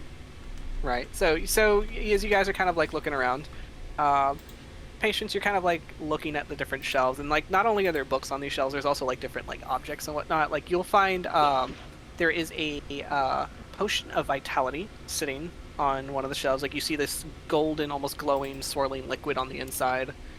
Yoink. There is you see like a little like bowl of like just like random assorted gemstones, you know, like what you see in Skyrim. They're just like kind of sitting there, and you're like, ooh, fancy. Uh-huh. Like you got sapphires, you got rubies. There is a nice diamond sitting on top. She's looking over at Hawk like, should I take these? You want me to take these? What do you mean, what do I want you to take these? Look, if they're useful, look, we're not here to make friends. Out of curiosity, is there like a stool that she can just set her bag of holding on, open it up, and literally just take her hands, her arms, like just put them on the table and literally just slide all of it in? I mean, sure. Literally what she's gonna do. Except for the diamond, she'll probably go around to Larkspur and be like, I know a lot of like fancy cleric spells use diamonds, so Okay. Which he will take. He will hold on to that.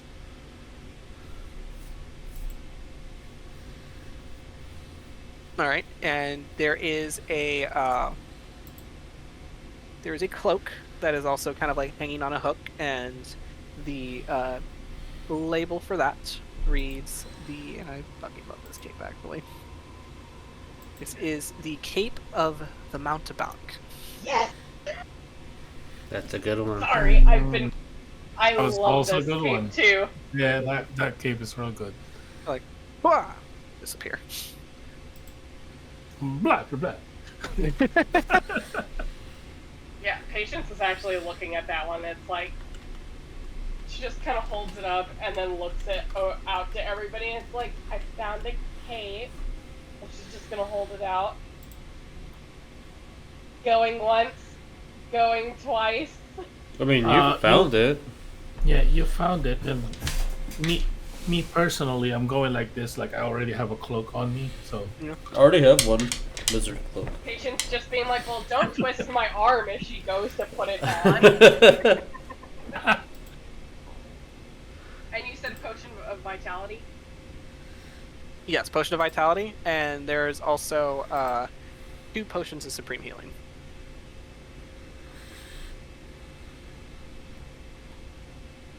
Okay, I'm just putting those in the...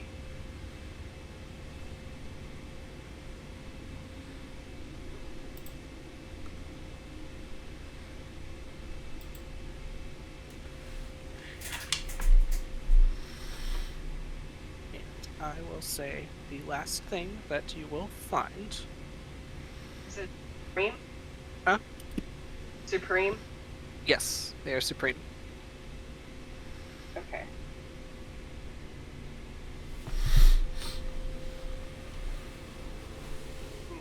Okay. Alright. I'm like adding stuff to my thing, so. Oy. Last thing you are going to find amidst all these doodads, there will be a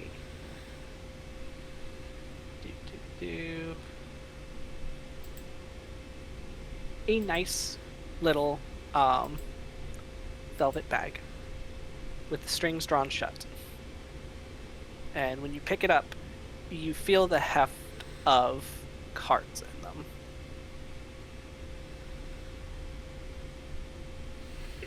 If it's what I think it is, why would you give me that? Well, I mean, it's one of 2 things. You don't know. Could just be the tarot cards I left around somewhere.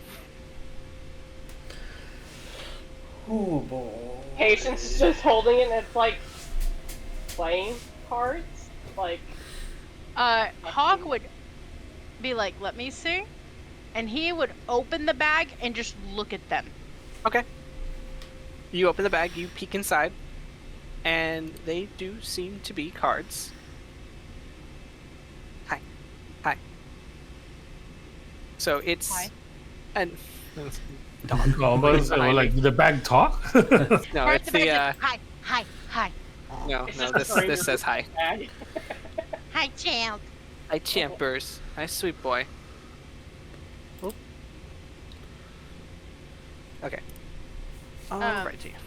Looking at them, would Hawk be able to tell what manner of cards these could be? Sorry, I have to answer real quick. It seems Lynn's gonna need to hop off so that she can take care of her dog. Okay. So, Okay. speedy recovery Feel better, to whiskey. whiskey, and I'll feel better, whiskey boo. All right. So, looking at these cards, you see it looks to be a full deck. They are made out of like a stiff parchment material, and from what you can see, the deck itself, like, you see what looks to be like the back end of the deck, so you just see like the little like checkered pattern, like with, like kind of like painted with like little like gold like foil on it. So it very much looks like a very ornate card deck. Well, they're fancy cards. They feel a little out of place in a wizard tower. And they're in a very fancy bag. Mm-hmm.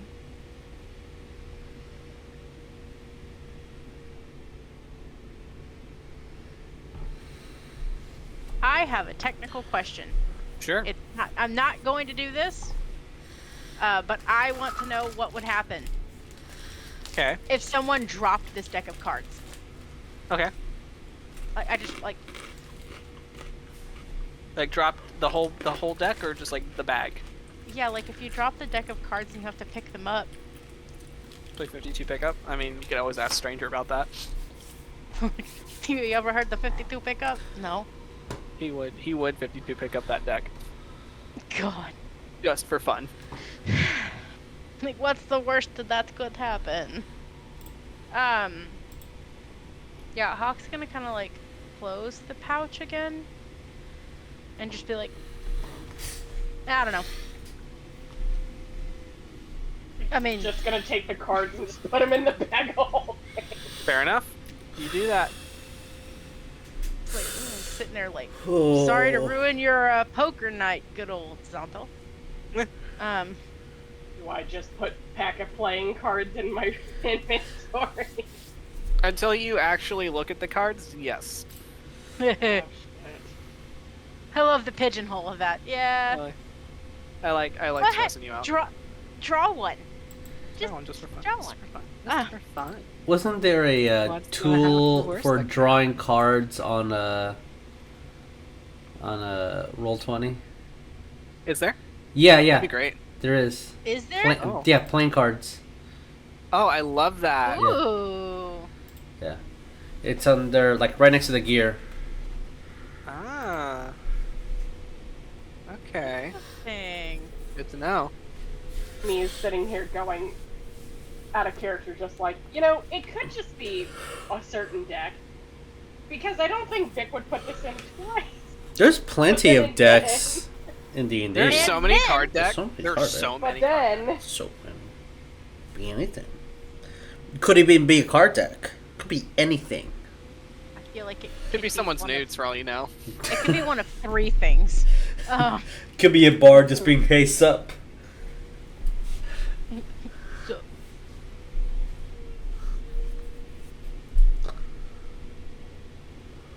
I can only think of two things it could be. It could be many things, actually. Oh, God. Yeah. It could be cards of many things. Yeah. Yeah, there could be. I was gonna say, you said of many things? Of many things. I mean, it could be one of many things. Or it could all just be smoke and mirrors. You don't know. You'll have to find out. Should the child be actually holding this? I think it's funnier that Child Patience finds a card deck. But hey, as long as none of you draw the cards to prove a point, I think you'll be all right. So, Gonna with draw that, 8 of them. Joking, not for real. To prove a point, and just keep going and complain about it the whole time. yeah, because everyone else was drawing good cards, but he kept drawing bad cards because that's just how the auto generator did it. Because I used a random generator, by the way, just to keep know. it fair, and oh well. So yeah, you add cards to your inventory. What else are we doing in here? As there are so many fun little books and what have you. Oh, that reminds me. Hawk. There is something that kind of perks your interest, I should say. That would be the tone. Be like, why did the cleric walk in the room? Hey. I mean, he is there. He just kind of stands there, just kind of looking around. Just like, are we done yet?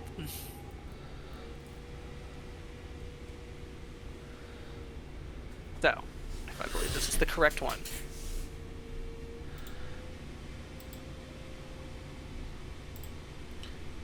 Because there was a specific thing you needed, and I'm trying to remember exactly what it was. In the off chance that you were wanting to pursue a certain career. Okay. And I cannot fucking find it for the life of me. But there will be a book sitting kind of on the desk, directly on the desk itself. You'll notice you're so busy looking at all the shelves and the walls and the mounts that you kind of fail to notice the desk itself.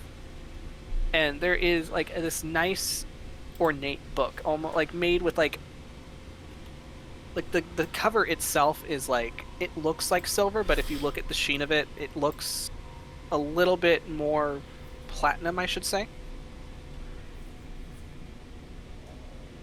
And in a way, it just kind of feels like it calls to you. Hawk looks at his shield, looks at it again. And if he's feeling kind of pulled toward it, we're not real smart, so he's gonna walk to it. Like, yeah, that's what it was. Okay. He's gonna walk over to that, like wisdom is his dump stat. Okay, so the book itself is supposed to be gold looking, but I'm just gonna flavor it for platinum for this specific reason.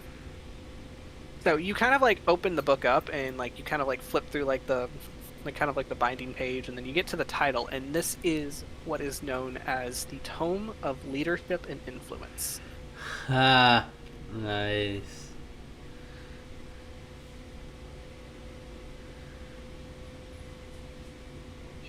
Initially, Hawk's like, ew, a self-help book. And you do hear like a kind of like a kind of like a coy little like voice in the back of your head. It kind of like, it almost sounds like the old man that you talked to in the library. It's like, oh, you know, if we all need a little bit of help, just to give you a little nudge. Hawk, like, professional.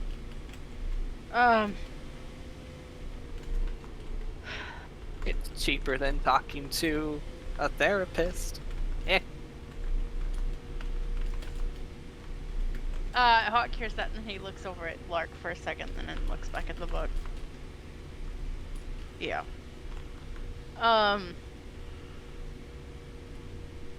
Wait, what? Hawk's like, hold the fucking phone. Who are you? And that you just don't hear the voice anymore. Hawk's gonna stare at this book like, this is it. Yeah. I'm losing it. Maybe. He's like, he closes the book. He puts the book in his bag. Like, I'm fucking losing. I don't know what's happening. Like, so they're talking. It's like, I'm feeling going no. It's bad. And I'm feeling like I'm gonna die alone. And now I'm hearing voices in my head. It's just gets better. Just gets better.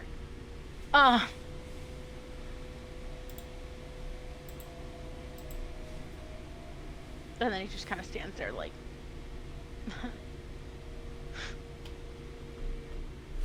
And then he looks at Patience. Fine, kid.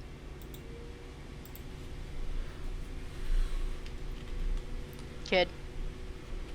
Wait, what? Oh, I'm like, no, she's gone! She was staring into her bag of holding, and then, huh? What'd you find? She's just gonna, you know, because she's wearing the cape now, and she's just gonna flap her arms, like, holding onto the cape, kind of like out, making it resemble, like, bat wings, like, found this. Very nice little, like, very, like a very, like, nicely made, like, cape with, like, these, like, red, like, kind of like a red wool texture, this little, like, black fur trim that goes around it. Fancy. It's very nice. Very fancy. Very warm. It is almost winter, so perfect time. It also has a... Yes, exactly. So, is there anything anyone else wants to do in this room? As if you guys kind of peruse for a bit, you see that there's like a lot of different like there's like texts for everything. There's texts for like learning how to train your goldfish, learning how to learn like Drow sign language. There's like different so many books of like so many books within his private collection. Or a book to train your dragon. Actually, yes. Hawk. Gren's going to boot camp. There actually is. No, it's Is it on DVD or Blu-ray or? Well, it's on. You have to get the stream code for it, and then you gotta. Well, to be fair, are there any books technically on gemstone dragons, per se. Let me roll.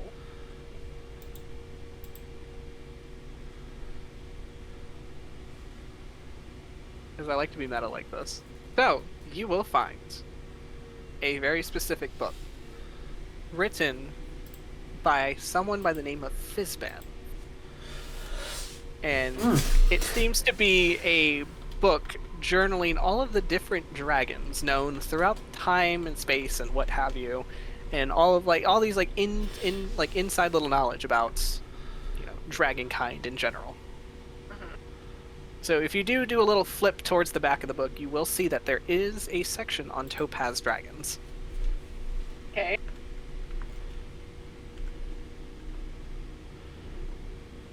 Like, would you like to read it?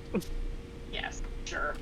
No, as the book states, topaz dragons dwell where the sea meets the land, favoring sites where the constant action of the waves and tides is slowly reducing the land to gravel. They make their lairs in caves set into sea cliffs or beneath salt marshes where fresh water and seawater mingle, constantly grappling with their dislike of water to use flooded tunnels as secure entrances into their homes. They keep the interior chambers of their lairs meticulously dry.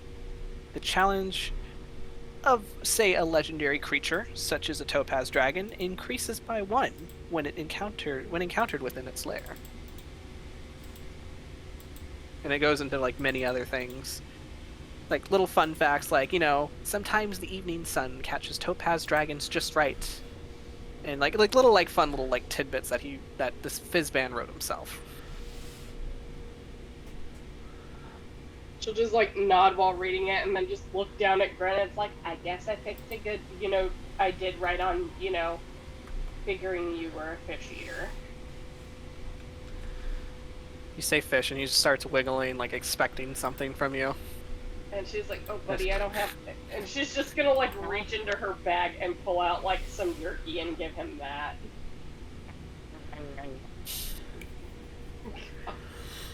So he starts eating that very loudly. So you collect your books, you collect your artifacts and fun little doodads. What we doing?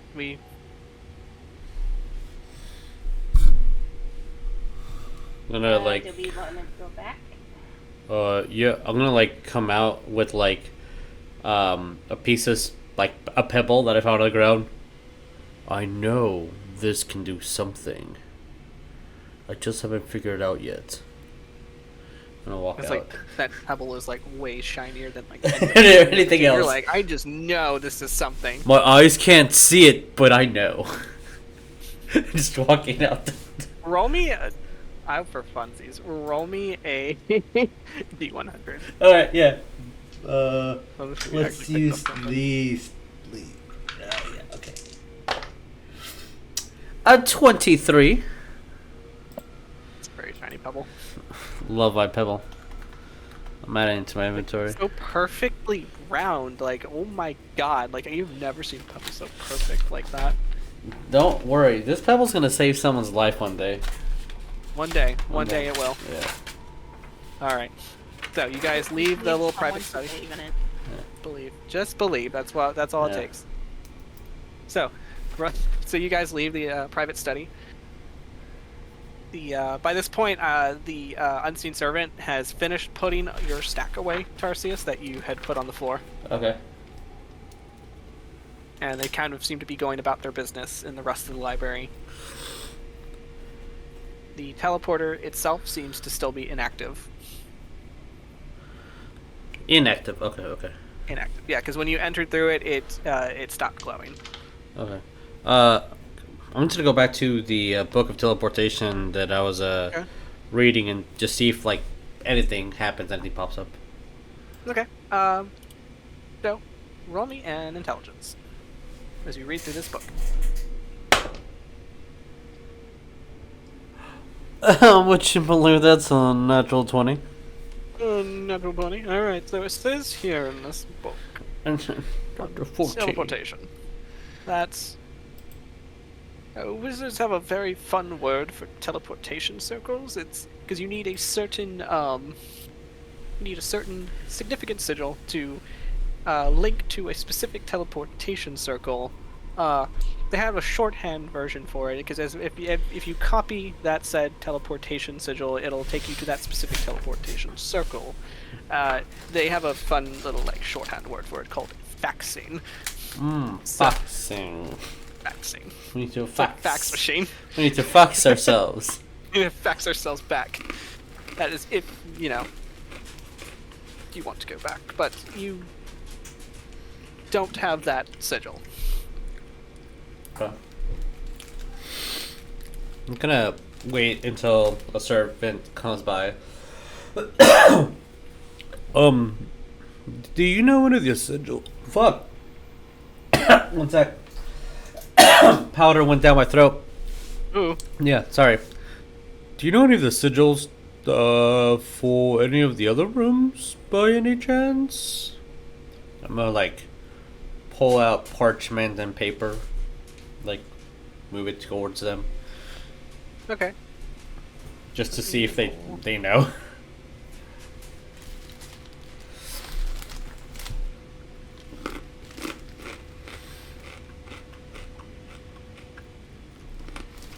Alright, so you hold out a pen and paper for them.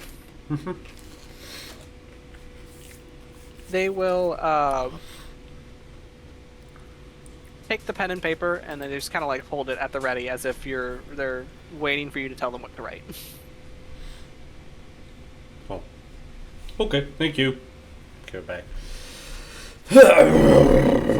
Just keep looking through the pages, see if there's anything else. But I'll explain to everyone what I read. Yes, baby. 1 second.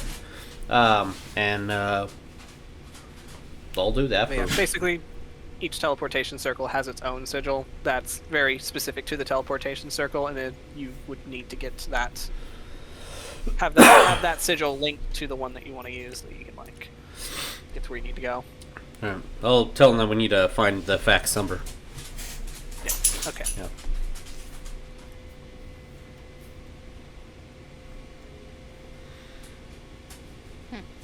Get away from there. No. Payson. Okay. So you have that information about teleportation circles.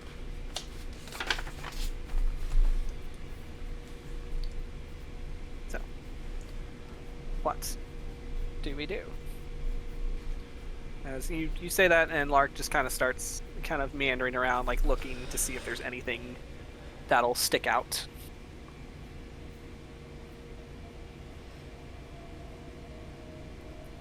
No.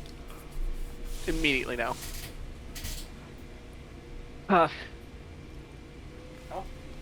Alright, yes, patience? Oh, no. So, she'll just look at everybody, again, so, backtrack? Yeah, we can go back. If we step on it, we don't go back to the same place, do we? Only one way to find Only out. one way to find out, and she's just gonna go and stand on it. You go to stand on it? Nothing I was happens. like, no. Yeah, her being like, oh, what the heck? Is there a You magic? kind of peruse through your book real quick, and you're like, it looks to be that some teleportation circles are one way. Oh, there's the one way. We need to find another one from here to over there. And then, just my fingers pointing in every direction. Just. You're yeah. it could be anywhere in this library. Yeah. I guess. Oh, I'm gonna do a quick little lap because it's a circle, and see if there's any spots. And I'm just gonna peek through under the carpet just to make sure. But I'll be back in 1 second. Alright, roll me investigation. Okay. That's a 6. Okay, so you kind of jog your way around the room, looking, trying to see if you notice anything that would stick out to you. And then you kind of this thing happens where you're kind of looking around, and then you're supposed to be looking for a teleportation circle. You're like, oh, that book. Oh, what does that book say? Oh, what's this map over here? And you kind of jog over to the map, on the desk, and you see that this is a map of it says, like, it's held out on the four corners by these gemstones, and written on the map, it shows it's a city you've never seen before, but you're like, deep down, I feel like I know what this is, and it says the City of Brass.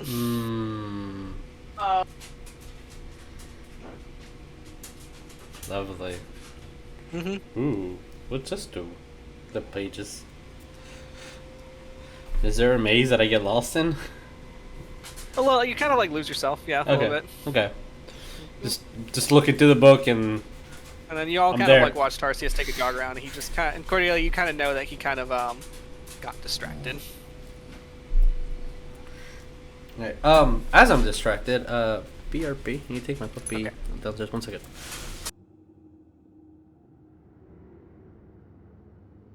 So, is there anything else anyone wants to do? Look around to see if we can find, you know. Alright, so everyone roll me investigations if you're looking for this teleportation circle. Cool. Natural 1. Dirty 20. Dirty 20, okay. 19 for me. Alright, so Patience, you go to start looking around, and then Gren just starts and just starts hacking up, and then that's like, no. As you try to like move him off the carpet, but then he keeps angling himself onto the carpet, and you try to move him off again, and he hits him right at the halfway point. Thank you for... Yeah. God. Okay, so dirty 20 for Hawk. What'd you get, Cordelia? 19. 19. Okay, so putting your two noodles together, you kind of space out to kind of see where you would put a teleportation circle within, a decent view. And eventually you guys kind of triangulate one based off of the point of view of the one teleporter that you came in through, and then you go up a little bit ways of a level, and then you find another one just kind of like sitting like in the corner. And that one is glowing. I mean, that looks big. Like it does something. Hawk's gonna pick up a book, like just a random ass book. Okay. And toss it in the circle. You toss it in the circle. The book falls on the circle. Well, I don't know. I'm out of ideas. I'm not gonna be like the kid and just... No. Where is the kid? See, she's trying to like keep her dragon from yakking on the carpet, but is unsuccessful. Lovely. Lark's just like, I don't see why you don't just go in. It's like you want me to just go away. Yes, actually. Talk like you won't.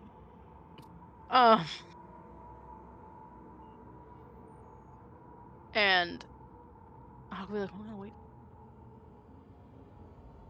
And he'll try to get Patience's attention and be like, just come here. Yeah, she'll walk over to him.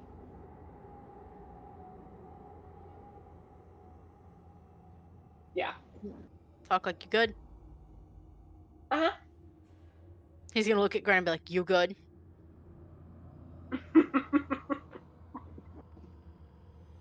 He just like licks his one eyeball. Tongue just like lazes over it. Hawk like the mage hand, the unseen servants don't get paid enough to clean up dragon yak. Okay.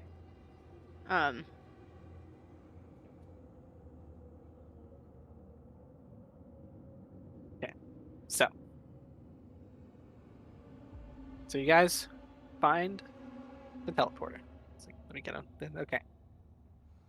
All right. So you guys find the teleporter. Do we step on it? If we're all together, yeah. once we're all together, Hawk will be like, let go. All right, so you step onto the teleporter. Teleporter takes you into a corridor. At the bottom of a corridor that leads up a set of spiral stairs that kind of go up the tower. And the floor is kind of made of the same crystalline structure as before again. And as you start making your way up the spiral stairs, like maybe a good 5 minutes pass before it starts to turn to regular like slate stone again. And then you see kind of like a dim light kind of towards the end. And as you make it to the top of the stairs, you see like a narrow corridor that has an opening towards the left. And there is a dim light that comes through on that end. And then, because it's very quiet, you will all hear the sound of muffled voices talking. And so, I will leave you on this map since it is time, so that we can pick up on this next week. Oh. Looks like you guys have found your first set of red wizards. Congrats, you found the staff lounge. I love the cinnamon rolls. They gotta eat. I love it. You That's know also... someone's grandma taught them that recipe, and they were so proud of it. Yeah. They had to share it with their coworkers. Of course. I fucking love it. Of course. Look, red wizards are all about, enslavement and, like, using undead for, like, their evil deeds. But, maybe they like cinnamon rolls, too. Yeah. But fuck the rest. So, we will leave it there. As you guys have found a lot of cool stuff. Yeah. Yeah. So, These red wizards are evil, but that cinnamon roll, though. they probably got a good cinnamon roll recipe. You might have to steal it from them. Alright. Leave it there. Pick this up again in 2 weeks. Next week is Sea Devils. Yeah. We'll see you all next time, just to see how deep...